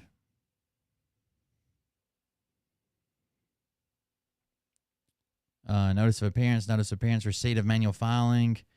Here's the good one. This is the most recent one on Case Listener right now, and here's what it says. Order from the judge. This case is set for jury trial, so he did not get it dismissed. I don't know why the fuck he said this. This case is set for jury trial on Tuesday, August 12th of 2025 at 9 a.m. in courtroom 6D, Fred D. Thompson, United States Courthouse, 719 Church Street, Nashville, Tennessee.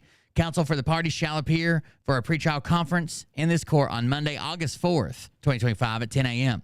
All lawyers who will participate in the trial must attend the pretrial conference.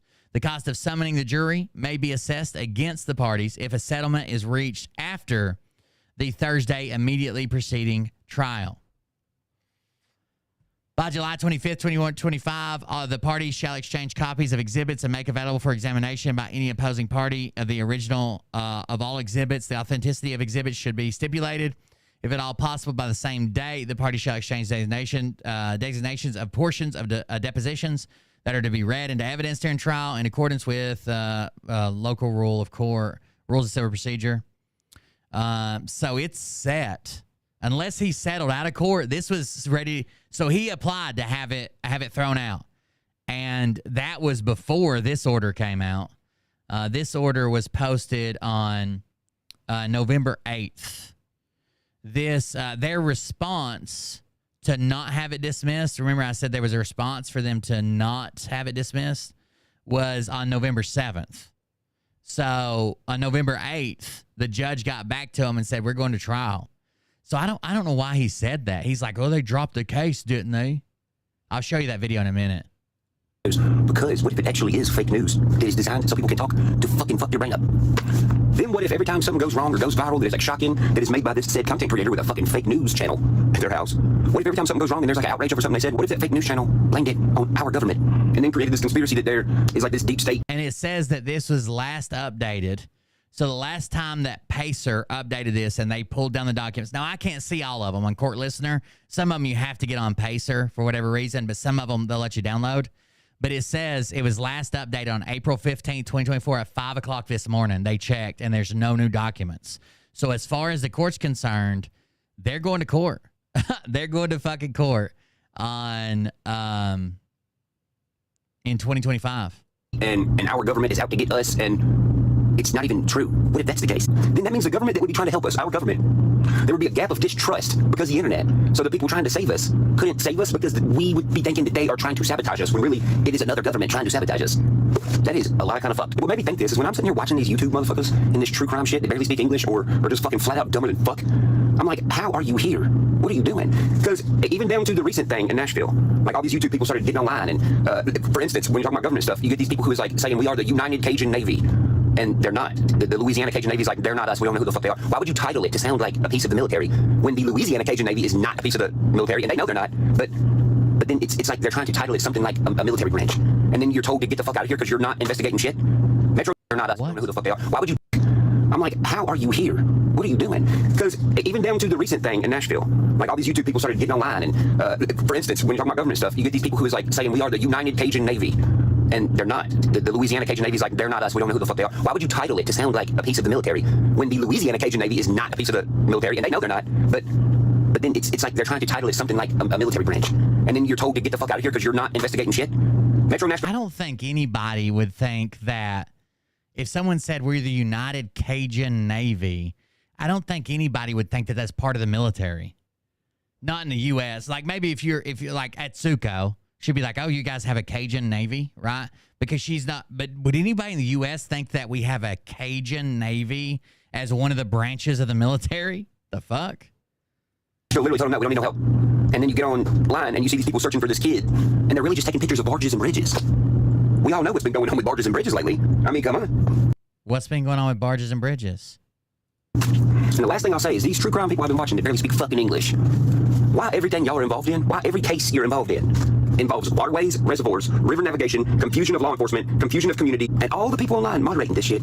Wait a second. Everything you're involved in just involves all these simple terms right here. Barely speak fucking English. Why every day? That's getting old. Dude, if you're racist, just say you're fucking racist. You don't want somebody with an accent or someone that English is not their first language looking for kids, I guess. If it was me, I want every goddamn able body to look for kids. I don't give a fuck where they came from. If there's a missing kid, everybody should look for it. Then y'all are involved in? Why every case you're involved in involves waterways, reservoirs, river navigation, confusion of law enforcement, confusion of community, and all the people in life. Waters, waterways, reservoirs, river. Every kid that goes missing involves river navigation. Every one of them. I don't know what these are. Hold on. Is there something newer than what I read? Q-Idiot? Set for jury trial. That's the one I just read. August 12th, 2025. I could download that one. What's the other one?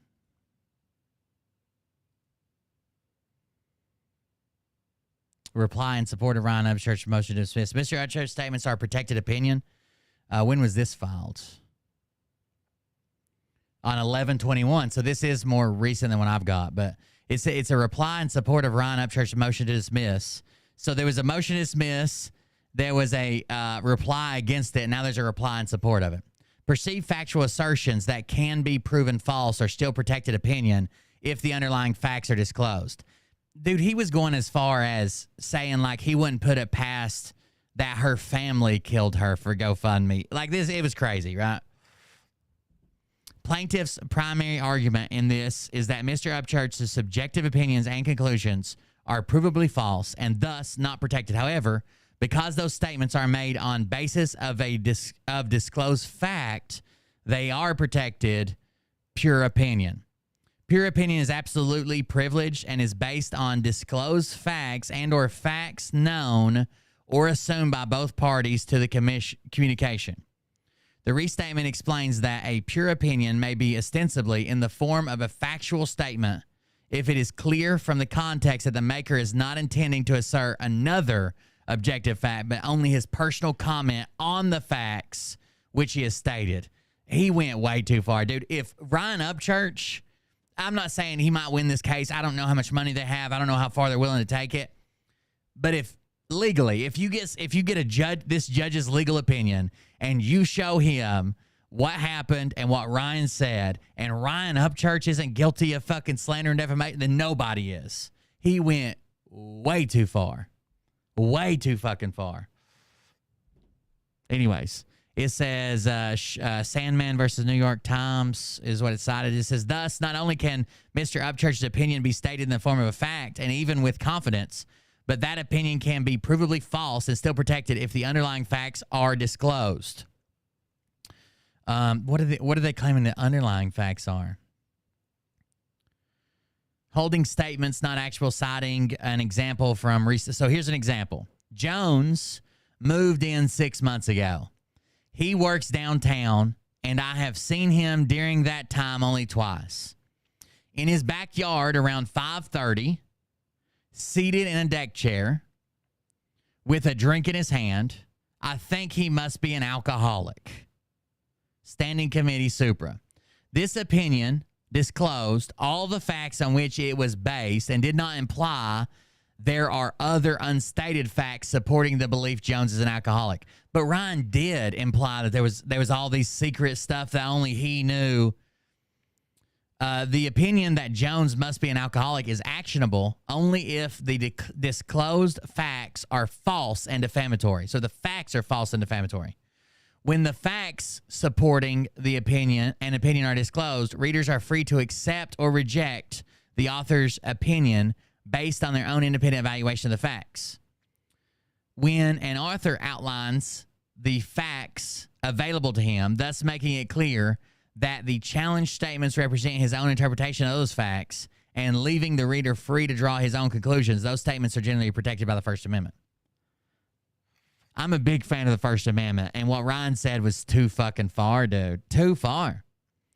It says, see also Chang and Neumann holding opinions were not actionable because the article provides a link to the source material, which enables readers to draw their own conclusions based on facts available to everyone. I would like to see the YouTubers get together and sue the fuck out of Ryan, too. I just want him to know that this isn't acceptable behavior, right? He just can't keep doing this shit. enables readers to draw their own conclusions based on everyone's citation. Mr. Upchurch did indeed post the promised video disclosing all the facts and proof upon which he relied to form his opinion. See document number 9, amended complaint. Yeah, but if he doesn't say it at the time, if he makes these claims in a video on Monday and then says, I'll put out a video and show all the facts on Friday, and then he puts out a video on Friday, that Monday video is still defamation, right? Plaintiff's reliance on Sanders v. Walsh here does not aid their argument that the context of Mr. Upchurch's statements do not indicate opinion. In Sanders versus Walsh, the defendant, a wig shop owner, posted a response to a negative customer review, Sanders. While the directness of their language is similar in the case at bar, that is where the similarities end. In Sanders, the defendant was directly involved in the controversy on which she commented on, as well as the people and groups that were subjects of the defamatory statements. The defendant's statements clearly did not give any impression that they were mere opinion, but instead that she had intimate knowledge of the proceedings. Okay. Here, the amended complaint does not allege that Mr. Upchurch has any relation to the plaintiffs or the disappearance. Thus, his statements, though assertive in their context, do not give the impression of the assertion of facts. Indeed, didn't he at one time say he solved the whole case? Indeed, his statements fall much more in line with the cases the Sanders court itself distinguished as mere opinion, noting that California courts are less willing to find implied assertions of fact in online postings.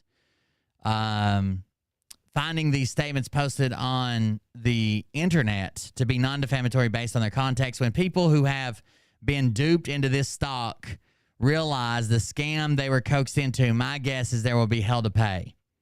Will someone please tell me why anyone would believe anything these guys and their pump and dump supporters say? Okay, that was all about crypto scams. Plaintiffs incorrectly argue that Upchurch's behavior is this is from his lawyer, so obviously it's going to be in his favor. Upchurch's behavior is very clearly on all fours with that of Alex Jones. Rest at page 15. Plaintiffs failed to acknowledge the stark difference in context. The Texas Court of Appeals in Jones noted, immediately following the exchange with Dew, Jones once again affirms that anybody can see what we're covering's real here all day. In other words, the broadcast gist is that InfoWars is a serious news organization that has gathered information to show that the shooting that claimed Noah Posner's life was faked and staged, and that Noah's parents participated in the hoax. It's kind of what Ryan did. Plaintiffs did not allege that Mr. Upchurch holds himself out as a serious news organization, and there are many other dissimilarities. The Jones holding was supported by not merely the statements, but also the underlying context. The California Court of Appeals also holds that the inquiry is the setting specific, that a statement may be capable of objective verification in some contexts, does not make it an objectively verifiable fact in every context. The fact that Cosby's attorney authored the statement is an important factor supporting our conclusion. The rape allegations against Cosby were subject of national attention and much public speculation. It would perhaps be unactionable opinion if an unrelated individual with no actual knowledge of the rape chatting in a public forum were to say, Dickinson lied about the rape. After all, she told a different story in her book.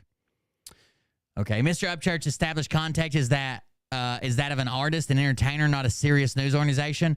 Unlike the Dickinson defendant, Mr. Upchurch is merely an unrelated individual with no actual knowledge of the family chatting in a public forum, basing his opinion on disclosed facts available to everyone. Plaintiffs did not allege Mr. Upchurch as anything more. Mr. Upchurch's statements cannot be reasonably understood by an ordinary viewer as of and concerning the plaintiffs. So they're saying an ordinary viewer wouldn't think that this was about the Rodney family. Okay. To establish the provision that there is a requirement that the person defamed be mentioned by name, holding that the language of the article marginally satisfied the of and concerning requirement, While it is true that an explicit reference is unnecessary, Mr. Upchurch's statements regarding the GoFundMe scam as alleged, cannot be reasonably understood by an ordinary viewer as even implying the involvement of the plaintiffs. So the family has a GoFundMe for their missing daughter. Ryan says the GoFundMe's a scam, right? And his lawyer's claiming that doesn't necessarily say anything bad about the family. Yeah, the GoFundMe's a scam, and it's their GoFundMe, dude. First, plaintiffs focus their argument on the breadth of the definition of family in an attempt to draw themselves in as the targets of Mr. Upchurch's statements regarding the GoFundMe. These arguments might matter if the alleged defamatory statements even plausibly referred to the family as actors in the alleged scam, or if Mr. Upchurch's statement had any target at all. They do not. In the video, plaintiffs cite as having statements of and concerning them. Not once does Mr. Upchurch mention or even imply the family of Kylie Rodney in his statements. Doc number 9, amended complaint. Do you realize that you can be a millionaire on GoFundMe by catfishing people with internet deaths? Look at Kylie Rodney's GoFundMe. This is an actual statement from Ryan. Do you realize that you can be a millionaire on GoFundMe by catfishing people with internet deaths? Look at the Kylie Rodney GoFundMe. It's made $63,000 in the past 7 days. That's one GoFundMe for Kylie Rodney. Dude, he's absolutely implying that they're scamming people and the death is fake. Dude, somebody needs to put him in his fucking place to where he knows that there is a line. Right now, he thinks he's fucking untouchable and he can say anything, do anything.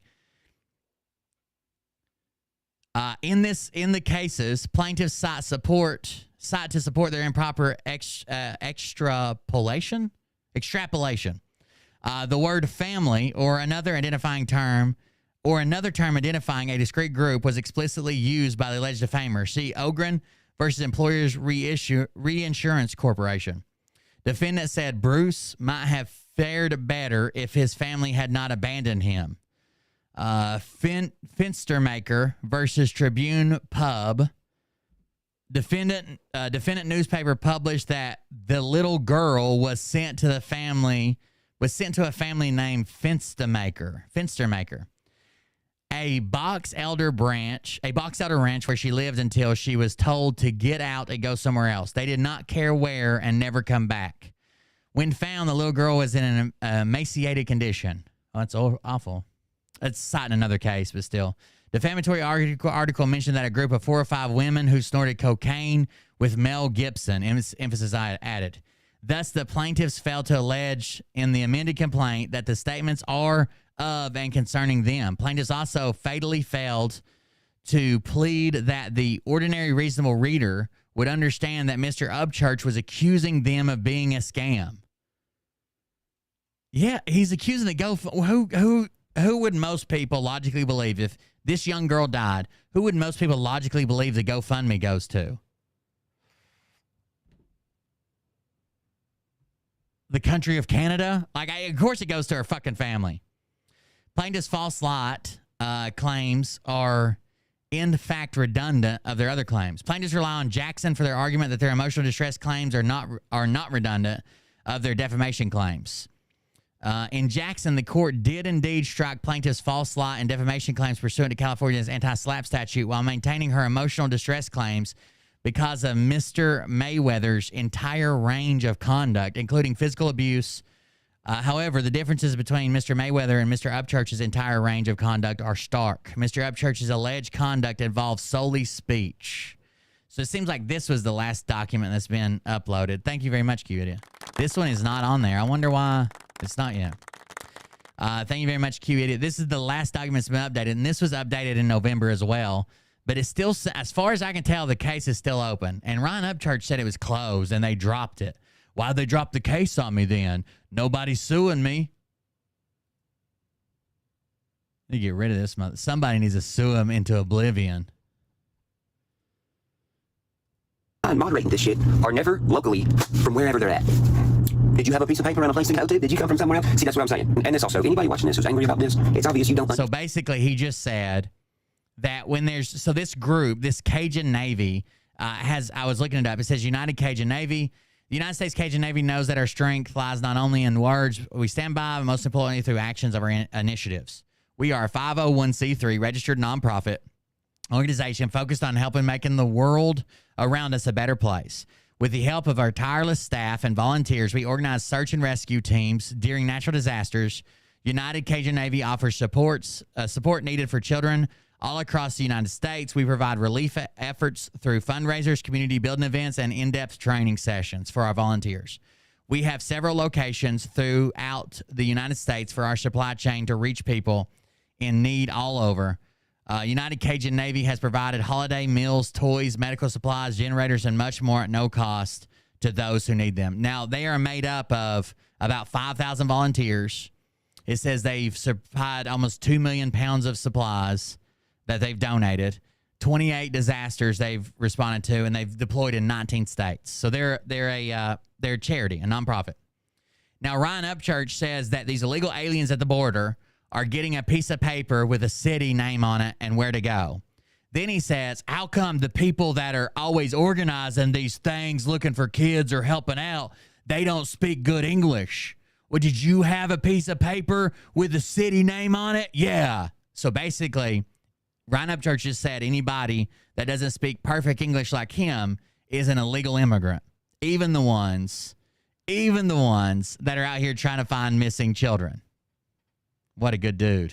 Understand anything about strategy, so I don't care about your comment. Anybody get down here from the true crime area of YouTube, you're already sus, motherfucker. Did you have communication? And the last thing I'll say is these true crime people I've been watching, they barely speak fucking English. Why everything y'all are involved in, why every case you're involved in involves waterways, reservoirs, river navigation, confusion of law enforcement, confusion of community, and all the people online moderating this shit are never locally from wherever they're at.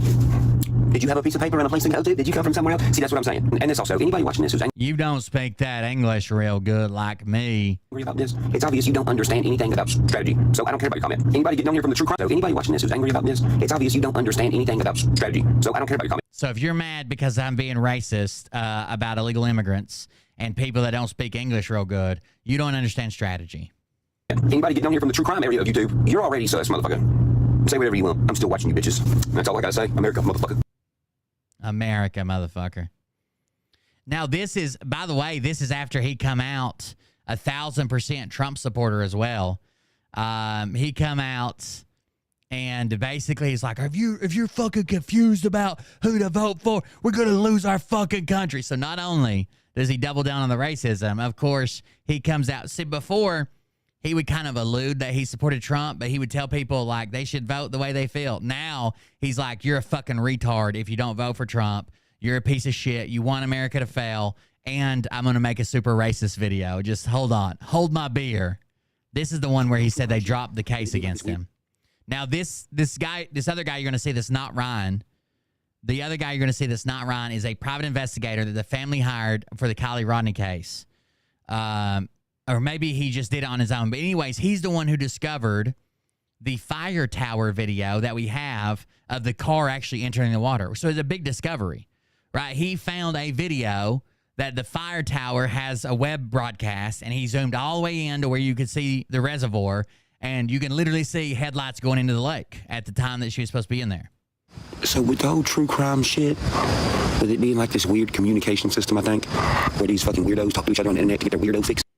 So he thinks that the whole true crime community on the internet are all pedos, and they're all talking in code to trade kids around, basically. This is how you know something's up, bro. When they freak out this bad over somebody talking about a murder case that is supposed to already be over with. Well, if it's over with, what you got to worry about? Then why do you act like this? Look at this guy. Hey guys, just out for a little walk. Wanted to make a video and share some more truth with you guys. Something's wrong with his This is him freaking out, by the way. It's damaged or injured to where it's affected the way. Yeah, it was the biggest discovery of the case, but short of them finding the car, right? Finding a video of her car entering the, like, no one pushed it. The headlights are on. It seems like it's running. It's under its own power. It drove into the lake. No one bailed or swam out. Like, it was the biggest piece short of finding the car, for sure.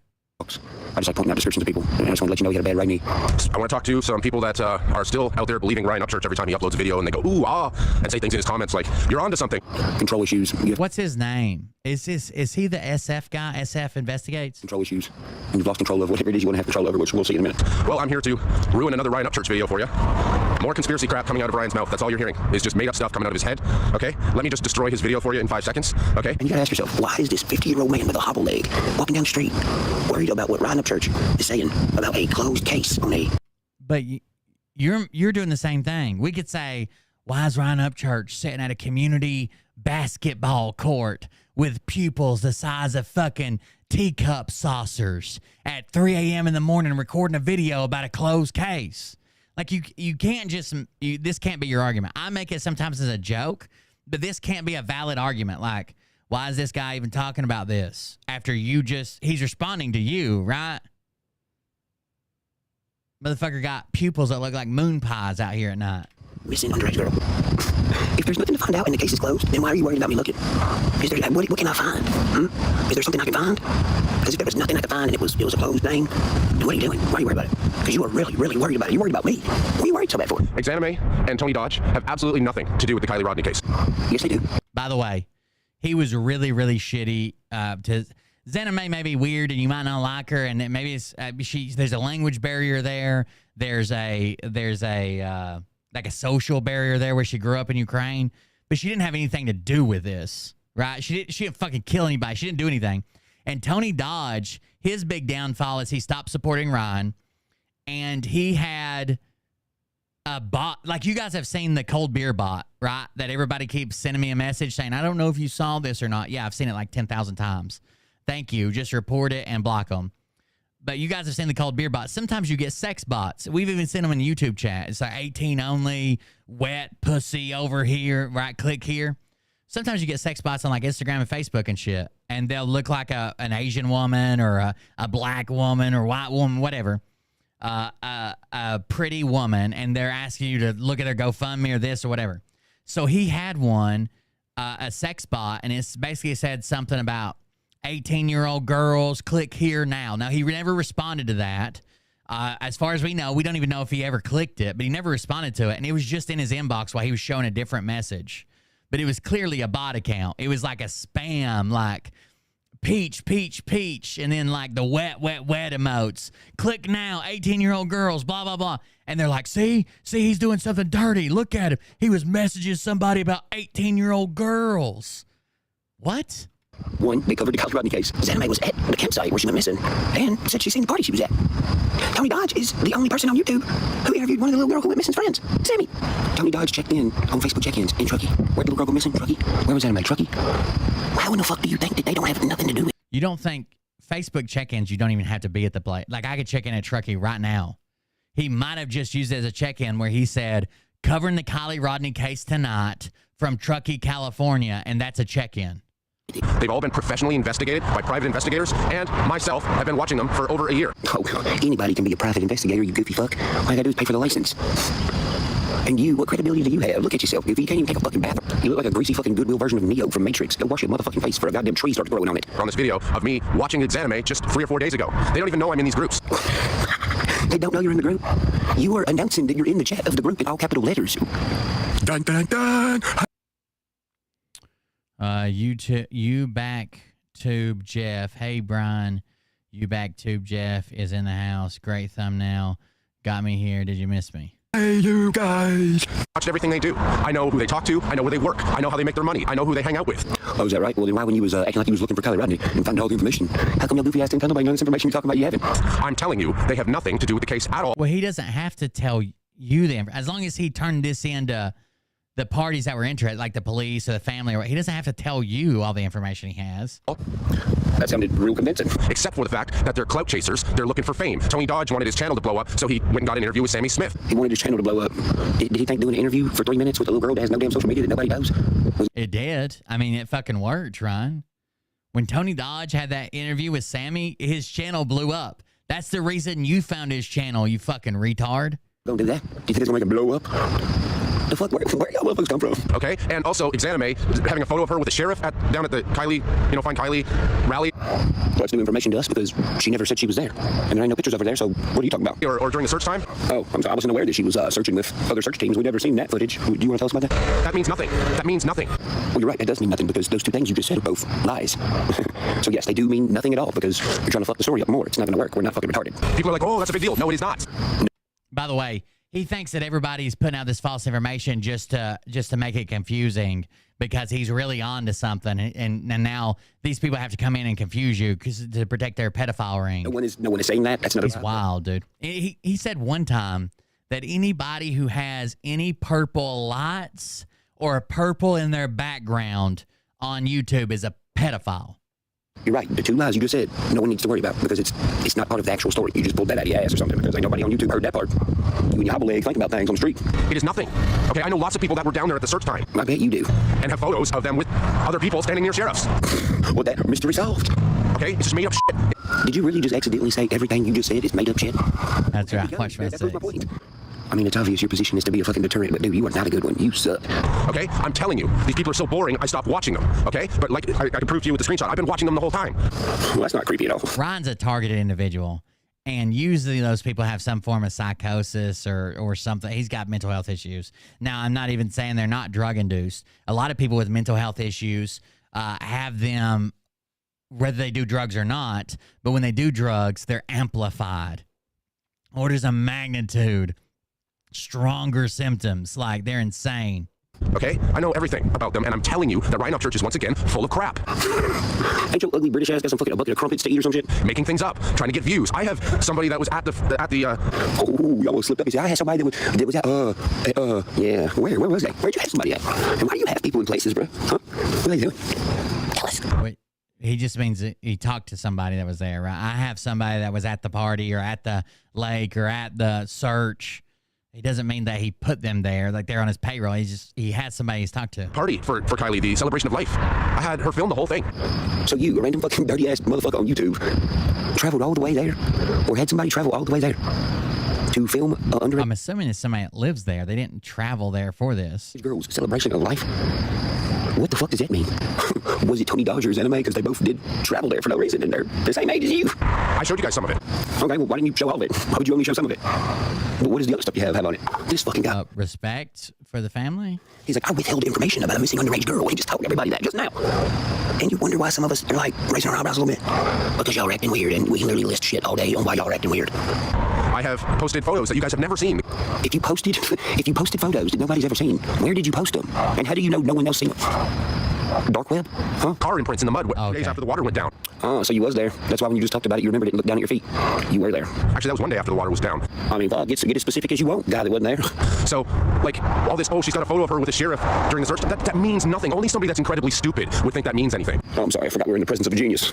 Okay. The people who decode this shit. Again, the guy's right.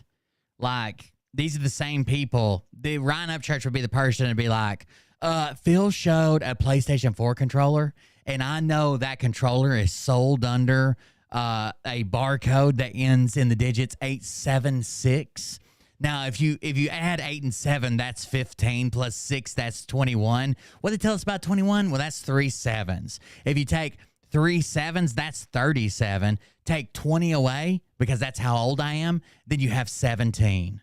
Like, that's what Ryan does. And that's what Ryan Upchurch does, is he caters to the incredibly stupid. Says the guy covered in an army of blackheads that probably smells like sour milk and doo-doo stains. Okay. But I'm not going to sit here and watch Ryan Upchurch watch 100,000 people a day and ruin sensitive things that are going on right now. The guy's got blackheads and smells bad. He's going to the old cocaine line strategy. Behind the scenes. Behind the scenes where? Aren't y'all trying to say that the case is closed? There is no behind the scenes then, right? Okay, so what does behind the scenes mean? I said it the other day and I said it again. I'm going to knock Ryan Upchurch out cold. Yeah, you say that till I fucking put a dent in your motherfucking head with a shovel. For Kylie's family and for her best friend. What are you gonna do with your hobble leg? And yes, I do have a video clip of Kylie's real best friend that no one's ever mentioned in this case, and no one knows her name. Okay, does she have a name, or is she an illegal immigrant that is in your basement? What the fuck? And no one's ever spoken to her. Huh? And it's gonna stay that way. Bro, what is this dude talking about? Never. Are you stupid? Would you be stupid for showing it? Well, we don't understand what you're trying to say. Well, like, obviously this person doesn't want the press, so she's not going to go to YouTube and stuff. I'm sure she spoke to the police. No chance that is ever going to happen. Okay, I'll take the shit for that. I don't care. It sounds like he's talking about going to jail or something. It's never going on YouTube. No one is ever getting her name from me, and I will bring that video clip out when it's the right time, like I do with everything. People go, oh, you don't have it then. Well, people said that a year ago when I talked about Sammy Smith's arrest record and all that stuff. Well, I could get on fucking Windows 98 and make a fucking arrest record on Microsoft Word, you goofy bastard. Always have what I say I have. Yeah, and you have said you've had some crazy shit that I think you need to explain because it ain't sounding good for whatever you got over at your house. I have 2 statements from people that were incredibly close to Kylie, and I'm telling you her best friend is seriously broken, and it crushes me every time I listen to that video clip. I don't even like watching it. The fact that you sit around listening to some audio clip that you also can watch, which means it's a video. I don't know if you realize you said that, but what is it that you're sitting at your house watching over and over that has underage girls on it? You just said that. I didn't say that. You did. Okay, but when I was editing and trying to put it in the documentary, I had to watch it a bunch of times in a row. Anything. Go after him with. Well, that makes you a crybaby. I can't help crying when I hear her talk about Kylie. Oh, look at him on the sidewalk crying with his hobble leg. That makes you a crybaby. Motherfucker, take your glasses off, Neo. And Ryan Upchurch needs to shut his foul mouth. No. And that's why Kylie's family has threatened to sue, whether it's real or not going to go through or whatever. I don't think they will go through with it, personally, because it's not a really solid case. It's not? What is it? They're going to end up losing money on lawyers and legal fees, and they'll probably not win. All right, so he's extremely close to the family, extremely close to Kylie's friends, knows all the shit that no one else does. And he knows that they would lose against me in court. Voila. There you go. Shit's too fucking easy, bro. These motherfuckers are stupid. I think defamation's always pretty hard to prove.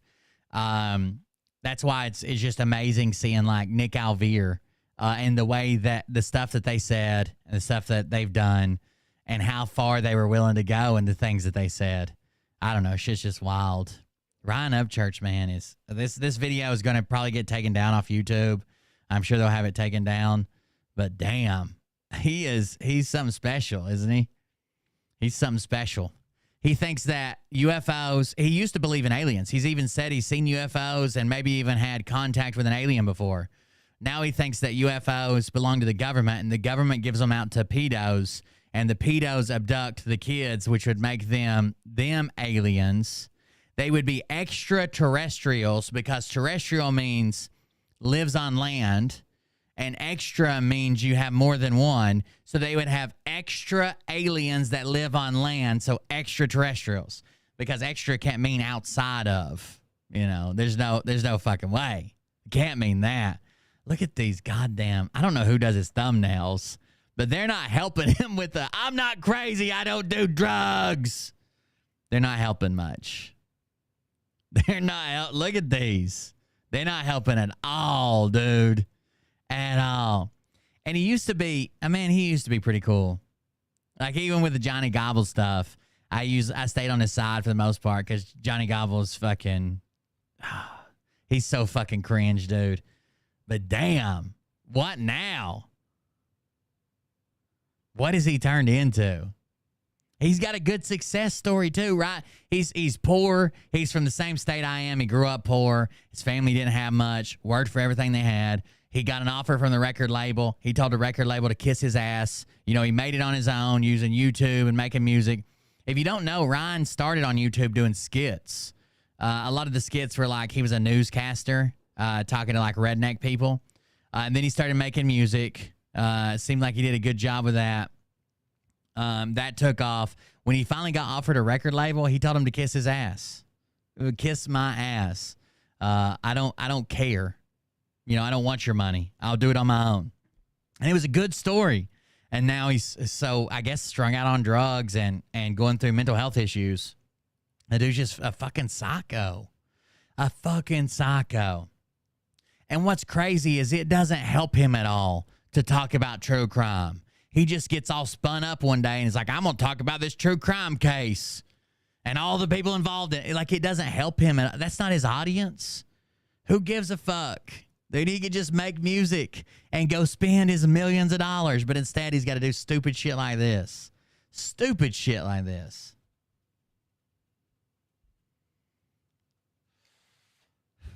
I don't know. It just pisses me off. It just pisses me off that he could be so much more. He could be a good example, and there's millions of people that watch him that he should be an example for. But if you go through his comments, it's just like, I'm so glad you're exposing this. The world's going to know about the elite pedophile. It's Q-tards. He's making Q-tards. That's exactly what he's doing. And he could be fucking so much more. But here we are. Here we are. He's just making new Q-tards.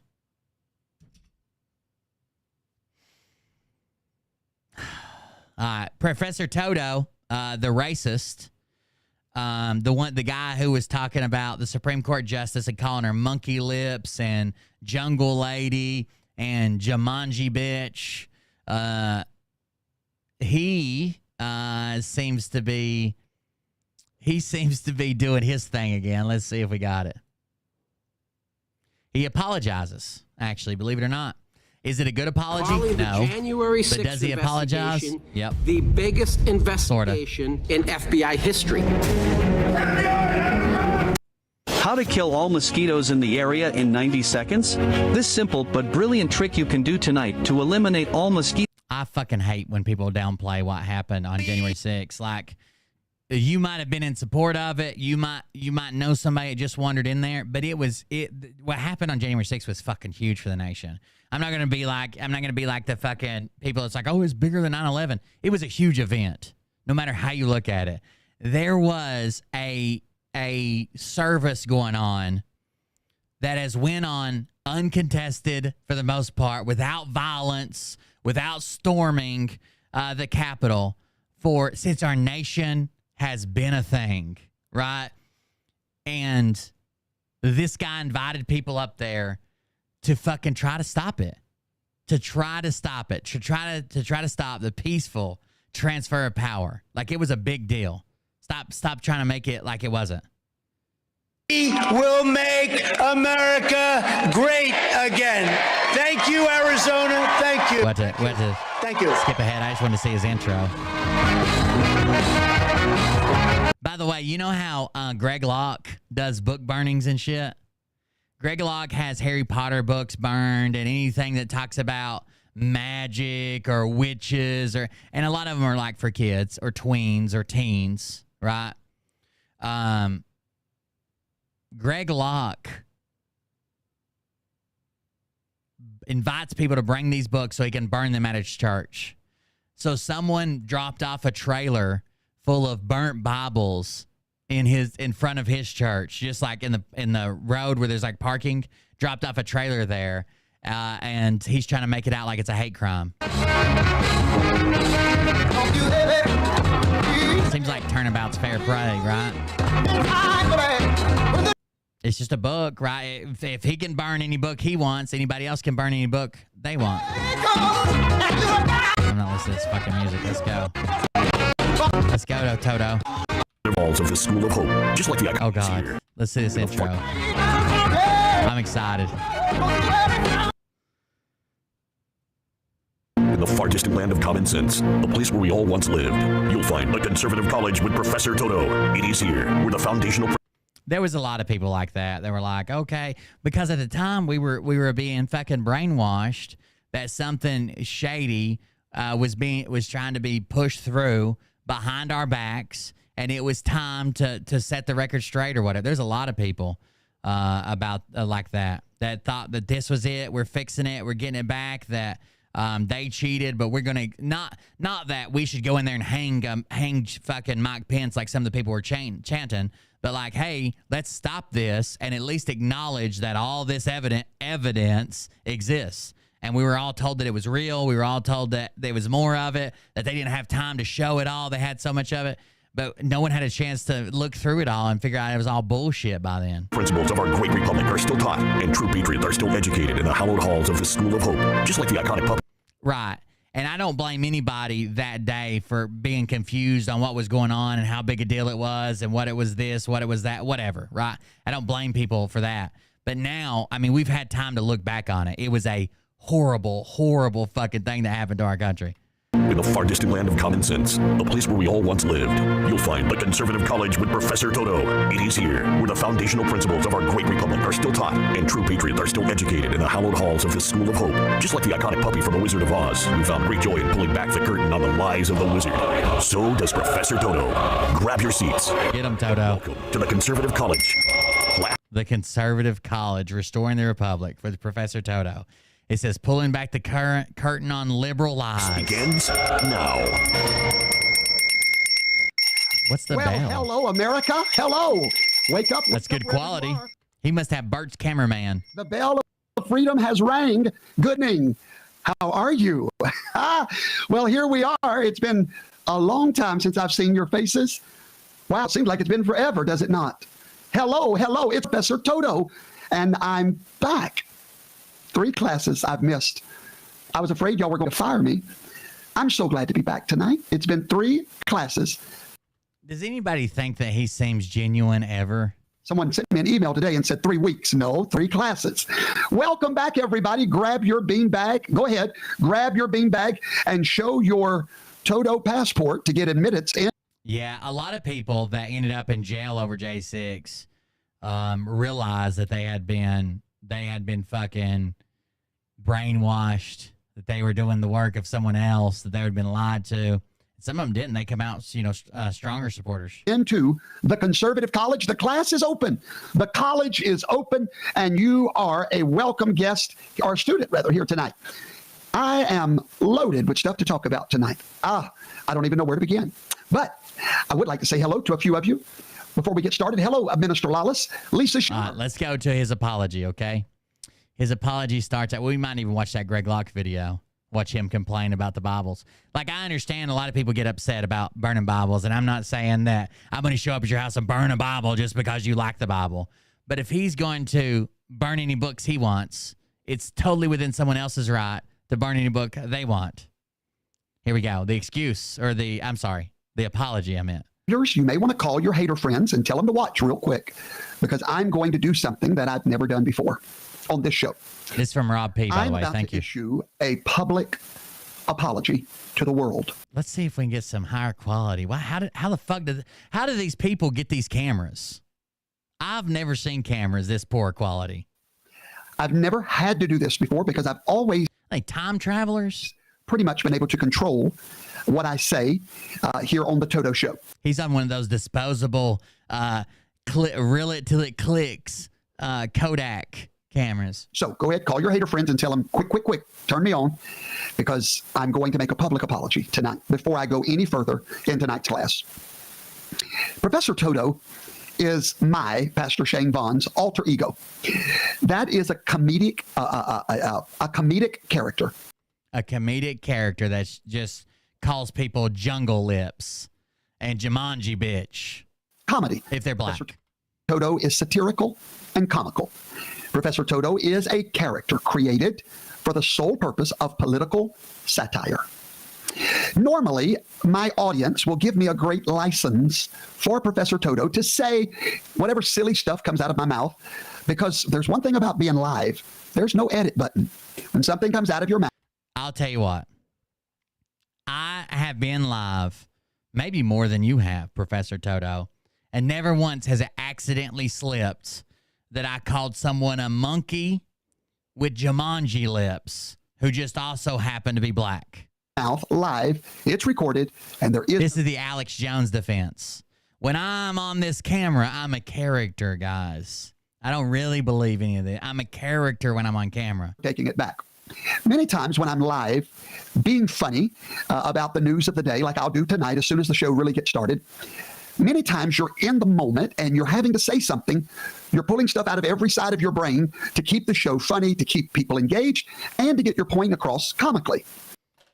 I think that's the problem, though. I don't care that you slipped up and said it.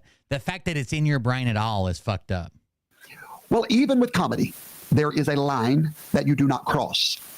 And I crossed that line about 3 weeks ago. I don't even think it's, comedians are given the widest, or should be, right? Comedy exists comedians traditionally are some of the first people to call attention to people in power, right? They can use comedy to say something that is morally reprehensible about someone in power and get away with it, but it still plants a seed. Comedians should be given this huge, nothing's really off limits in comedy. But if you're going to do racist shit, you have to expect you're going to look like a fucking racist, right? I don't know what to tell you. 2.5 weeks ago on one of my shows. And there is no excuse for what I said that night. And I am making a public apology to all of my audience, my followers, my haters, and to the whole world. Anyone that heard what I said, it was something Pastor Vaughn would have never have said But even Professor Toto should not have said it. Oh, so his pastor, him as a pastor wouldn't say it. His real life person, it was just his comedian character is racist. I'm referring to a show. I told my wife night before last, I said, honey, I've got to make a public apology. And she said, I know exactly what you're talking about. She remembered the show. It was a show about Judge Ketanji on the Supreme Court, an African-American lady. Judge Ketanji made the stupidest, most jungle monkey, idiotic, horrible jungle animal statement. Why? What? Are you apologizing or are you doubling down?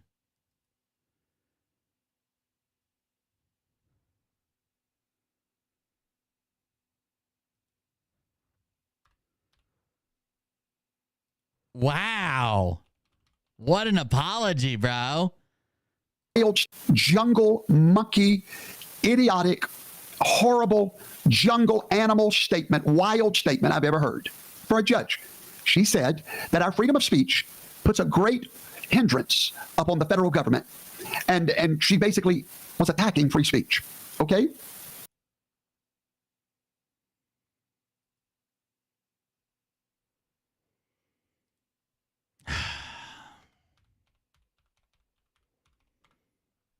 I don't even know that she was attacking for. Let's see.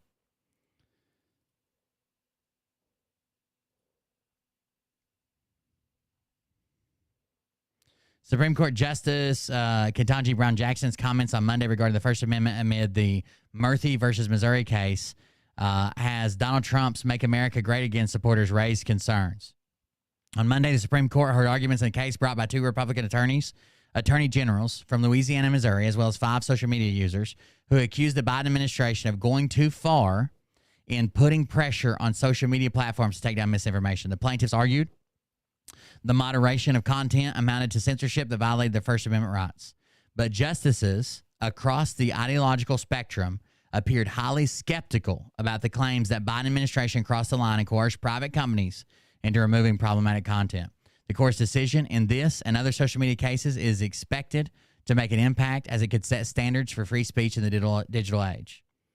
During Monday's argument, Jackson was one of the justices who seemed skeptical of a ruling that would broadly restrict the government's communications with social media platforms, as she raised concerns about hamstringing officials' ability to communicate with platforms about certain matters, specifically posting towards the COVID-19 pandemic. Okay, here's a quote. Newsweek has reached out to the Supreme Court via online comment. Your view has the First Amendment hamstringing the government in significant ways. Your view has the First Amendment hamstringing the government in significant ways. Hamstringing the government in significant ways in the most important time period. Some might say that the government actually has a duty to take steps to protect citizens of this country.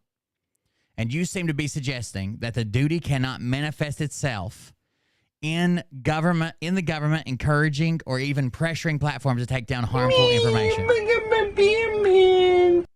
Thank you for the 100 bits. The real Nick Farner. Look out. It's funny, Nick can't ride a one-wheel. You should see him. Manifests itself in the government encouraging or even pressuring platforms to take down harmful information. I'm really worried about that because you've got the First Amendment operating in an environment of threatening circumstances from the government's perspective, and you're saying the government can't interact with the source of those problems. Since Jackson's comments, some MAGA supporters have taken to X, formerly Twitter, to raise concerns over them. The First Amendment. Republican Representative Dan Bishop of North Carolina noted Jackson's comments, writing, "Chilling indeed." Charlie Kirk, founder and president of the conservative organization Turning Point USA, wrote, "Color me shocked that the same justice who doesn't know what a woman is doesn't know what the First Amendment is either." Republican Representative Jim Jordan of Ohio, "This is scary. As Justice Brandeis says, we need more speech, not enforced silence. But today's left does not see it that way." However, Jackson was not the only justice to raise skepticism. Sonia Sotomayor also took issue with it, saying, "I have such a problem with your brief. You omit information that changes the context of some of your claims. You attribute things to people that it didn't happen to. I don't know what to make of all of this because I'm not sure how we get to prove direct injury in any way. Aguinaga apologized and said he takes full responsibility for any aspects of their filings that were not forthcoming. The lawsuit makes various claims relating to events that occurred in 2020 and before, including the pandemic and the presidential election. But the district court ruling, which imposed an injunction limiting contact between the government officials and social media companies, focuses on actions taken by federal officials after Biden was sworn into office in January 2021. So the government's allowed to contact. I think the problem is the government is allowed to contact anybody they fucking want. And they're allowed to basically, the same way you're allowed to ask anybody anything you want, right? I could say, hey, Dr. J, why don't you ban Q Idiot? That makes me look bad, obviously, and maybe you don't want to watch me or you don't support the government or you vote for somebody different. I think what we need is people at these social media platforms that says, no, we're not going to do that. We're going to protect free speech. Unless it's calling for violence or doing this or doing something. So Dr. J would say, no, I'm not banning them unless they do something that's going to cause you to lose your channel. I'm not just banning them because you asked me to. I don't think we can stop the government from talking to social media companies. I think we need people at social media companies saying, no, we are the public square and we will do everything to keep free speech open and moving as long as it's not, something already legal, calling for violence, something like that. Anyways, that was her whole statement. She said that our freedom of speech, remember, the Professor Toto should not have said it. I'm referring to a show.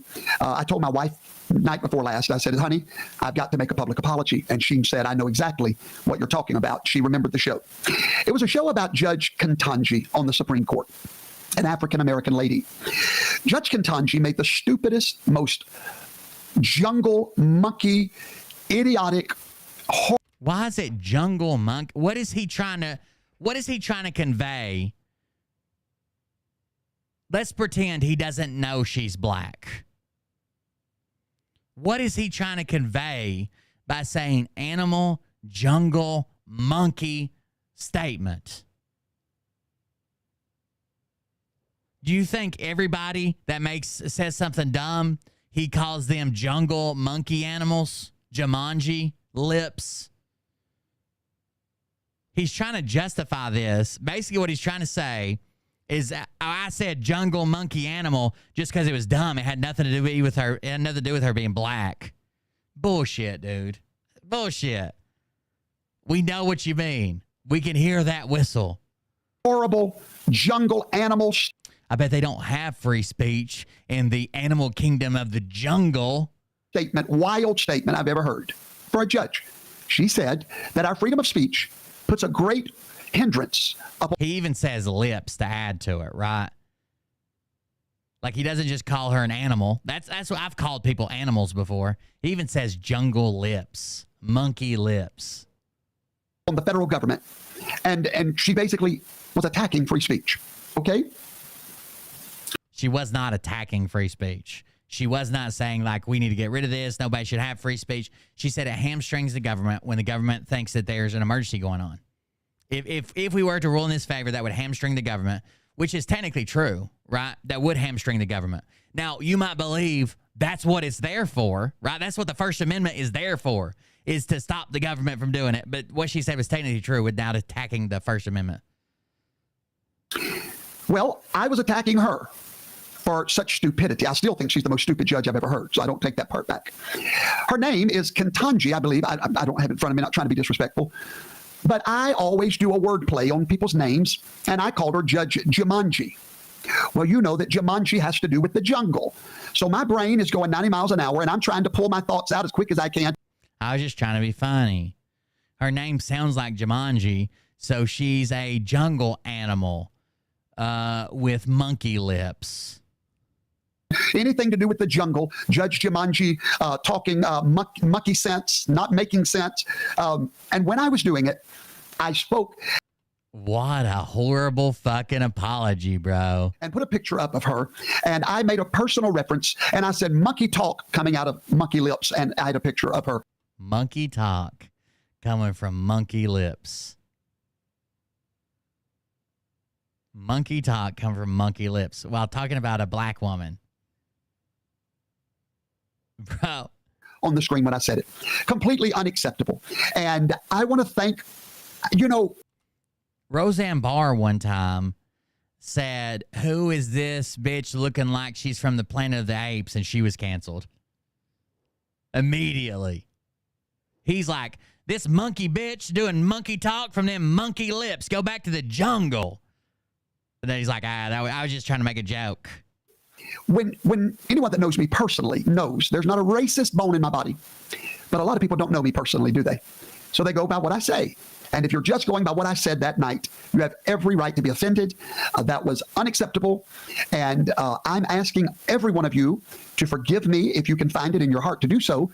And thank you for letting me learn from this experience. And I will learn. Thank you for letting me learn that it's not okay to be extremely racist to a Supreme Court justice or anyone else. From this experience, I will try to be more careful with my speech. And there's no excuse. I'm not going to try to excuse anything. Well, you just did. Right? You said it's a comedic character, and when I'm trying to be funny, I'm trying to keep the show going, I'm just pulling stuff from all over my brain, and sometimes I say monkey speech from monkey lips from Judge Jumanji, and she's my ninja. You did make a huge excuse. But I do regret those words. Yeah, that's true. I didn't even think about that. But even if you guys were typing that out in chat, I could probably get in trouble for it on one of the platforms. The stuff that he just said. And I will be much more careful in the future. I want to thank my haters on YouTube, Owen, Fireside Chat, others that we, I think they have a secret crush on me. But I want to thank them for calling me out on that. I deserved it. I should have called out on that. And I always listen. If you've never looked into it, there is some people rank them. There is a big deal around YouTuber apology videos. Now, I know he's not a YouTuber. He would never last on YouTube. He's on Rumble or whatever. But still, like video makers or streamers or whatever, apology videos, God, there's some good ones. They're always bad. There's none of them that fucking pass the smell test. Into my enemies. Because enemies many times will tell you what you need to hear. Shit, and so I appreciate them for calling me out. And again, I apologize. So I still think she's a dummy. I still think she talks monkey talk. I still think that she's ignorant, dumb, and should not be wearing a robe and should be living in the jungle as Judge Jumanji. Okay? But. Bro. Her physical appearance, off limits. All right. Thank you. So it had nothing to do with the racist stuff. It was basically just her physical appearance I shouldn't have made fun of. I shouldn't have said she had monkey lips. But I can say she's a monkey. She should live in the jungle. She's Judge Jumanji. The fuck out of here, dude. Thank you for listening. I just had to get that out of the way and off of my conscience. All right, tonight we're going to talk about AI, artificial intelligence. You're going to misunderstand this for sure. Fake. Everything's fake about it. Artificial intelligence is basically fake. Everything's fake about it. What? I knew you were getting it wrong. And I want to show you tonight, I want to start off showing you a demonstration of how artificial intelligence is literally... If you don't know what artificial intelligence is, it's all fake. Everything about it's fake, and it's just fake. That's our AI. Taking over our world, okay? We're going to start with the mainstream media. I'm going to show you their artificial intelligence. Well, I'm excited because if you compare Joe Biden's presidency to Donald Trump's presidency, you have a clear... Dude, he just wants to say the N-word so bad. Let me grab one more video, then I got to do the treadmill, guys. I don't want to get home too late. Well,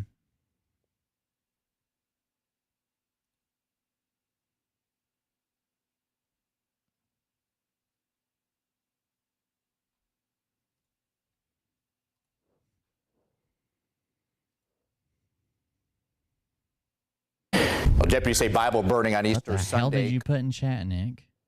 could turn into a hate crime investigation. Someone burned a trailer full of Bibles near the Global Vision Church near Mount Juliet. News 2's Nikki McGee has more from the pastor and also asks whether this could have been in retaliation to the church burning books.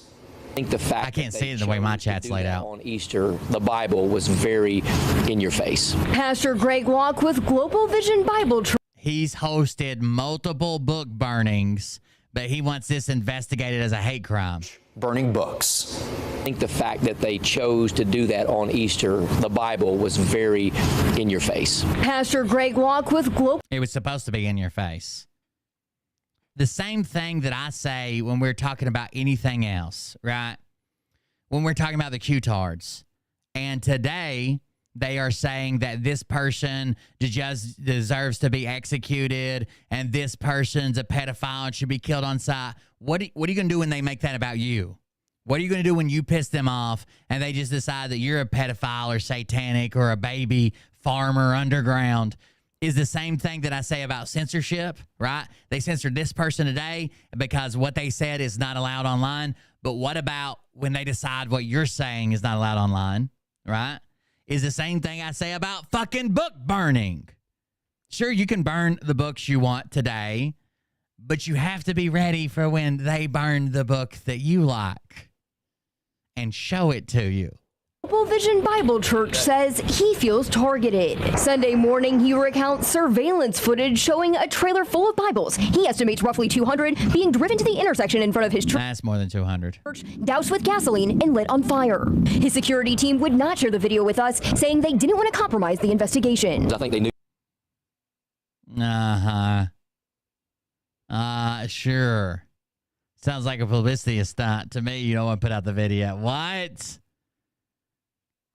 Worried it's going to be one of his security team that barely fits in a plate carrier. Look at this. The fuck is this? This plate right here is supposed to go all the way up to the base of your neck. Quasimodo. What is this security team? Look how high this guy's plate goes. Look at this guy's plate. It's covering half his ass crack. You can be shot in the ass, dude. You can't be shot at the base of your neck. Knew that we were going to have an extra barrage of people that are going to be here visiting from all over the country, and so it blocked the main entrance to the church, and so it was unfortunate. We get a lot of pushback, we get a lot of hate for some of our religious and political stands, but to see the Bible disrespected that way was a little unfortunate. And perhaps any book disrespected that way. We should not accept book burnings of any kind. If you don't want to read it, don't read it. The restriction of any information. Fiction, nonfiction, stories about magic or fucking dictionaries. We shouldn't support it.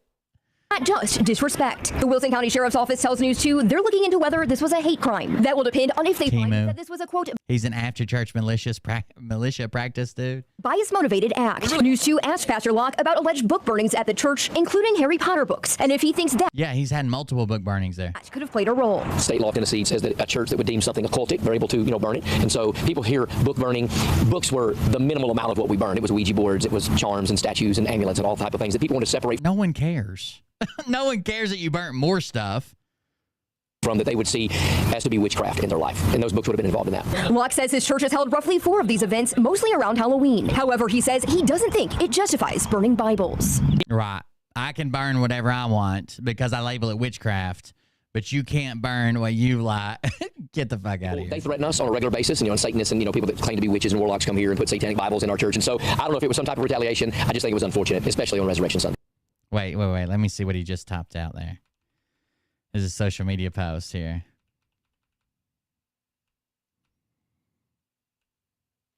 Happy Resurrection Sunday. This morning at 6 a.m., our security cameras caught a man dropping off a trailer in the middle of the intersection and blocking the road into our church. He then got out and set fire to an entire trailer full of Bibles right in front of our church. It's it is born, mostly. Trying to interrupt me? Thank you very much for the donation. Right in front of our church, there was a lady that had driven through the night to get to our church, and she was in the parking lot and was able to get the police officers here quickly. But it was quite the scene to wake up 2 on my first morning back from Israel. Had to block traffic in all directions, but they are almost finished cleaning up. It's going to be a great Sunday in the Lord. The enemy is all ready. I just think it was unfortunate, especially on Resurrection Sunday. In Wilson County, Nikki McGee, News 2.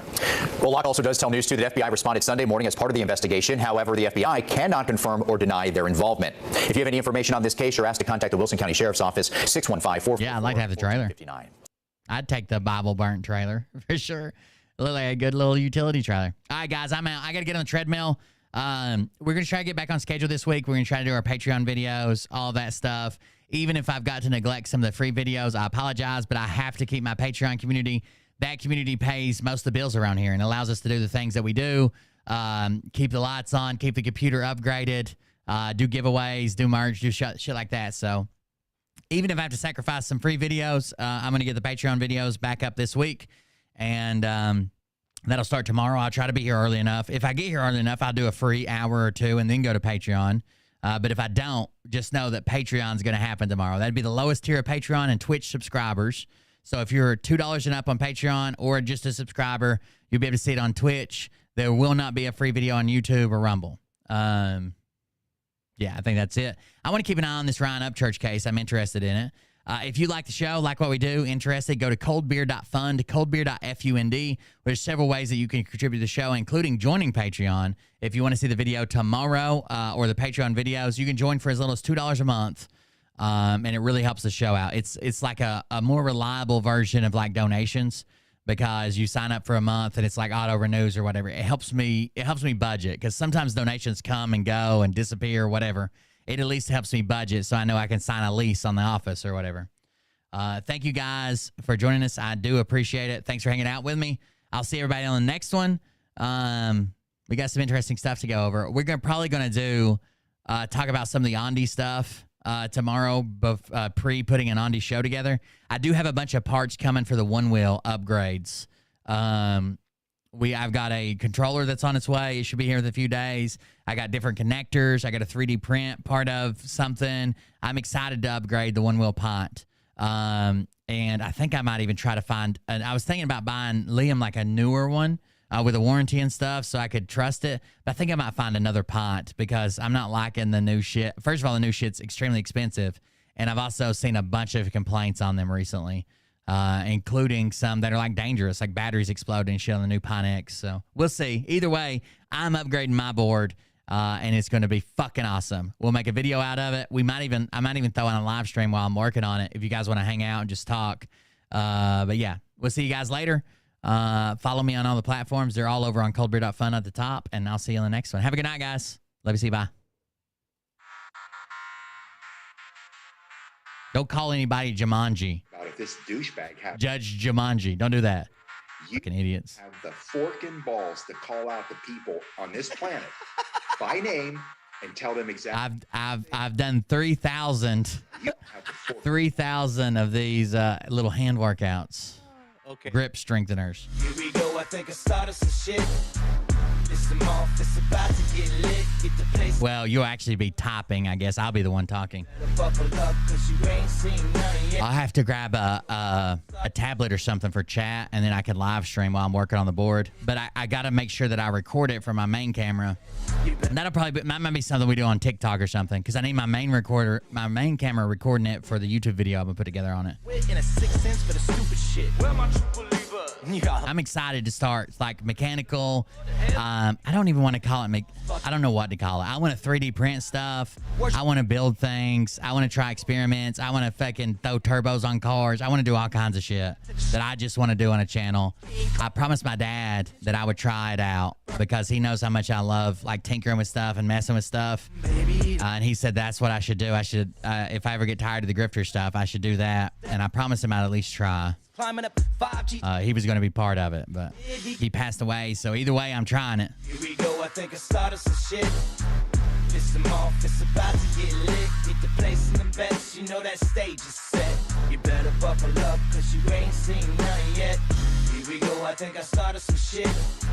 Piss them off. It's about to get lit. Get the place in the bets. You know that stage. You know, I wrote the code for a luge that I made that basically, back when I drank on the show, obviously it's called the Cold Beer Confessional. I made a little luge, like a little slide kind of, out of metal wire that when a certain amount of bits were donated, it would release a beer that was in a cooler that you had to stack them in there a certain way, and it would release a beer and it would come sliding down the rails and serve it to me. That was going to be fucking pretty cool, but I just finished it about the time that we ended up with the issue with the house and the contract and stuff, and then I basically quit drinking, so that'd be cool. We were going to have a chug challenge where it would where the beer would slide down to me, and that was it. We had to go.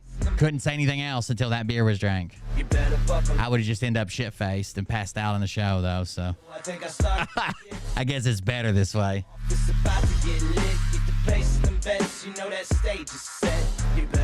I'm hoping, somebody said don't get carpal tunnel. I'm hoping it'll work with, my mom had carpal tunnel multiple times in both hands. I'm hoping it'll help with some of my, like I get cramping issues and stuff. That's the reason I got it.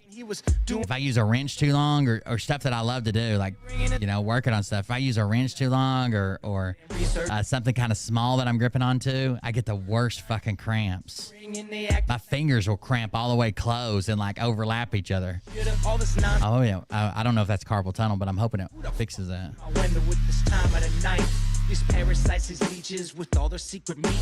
How cool would it be if you could donate like 1,000 bits? A beer came from the beer robot, and I had to drink the beer. That would have been awesome. You have to admit it.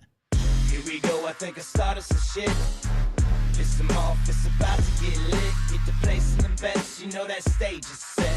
You better buckle up, cause you ain't seen none yet. Here we go, I think I started some shit. Now I guess I'll have it shoot those nasty fucking jelly beans at me from that charity stream. I gotta catch them in my mouth. You ain't seen none yet. You don't have those guts because you're a pussy. You're a pussy wearing aviator glasses in your mother's basement. And I have a good night, guys. See you in the next one. Handle because that's really pathetic.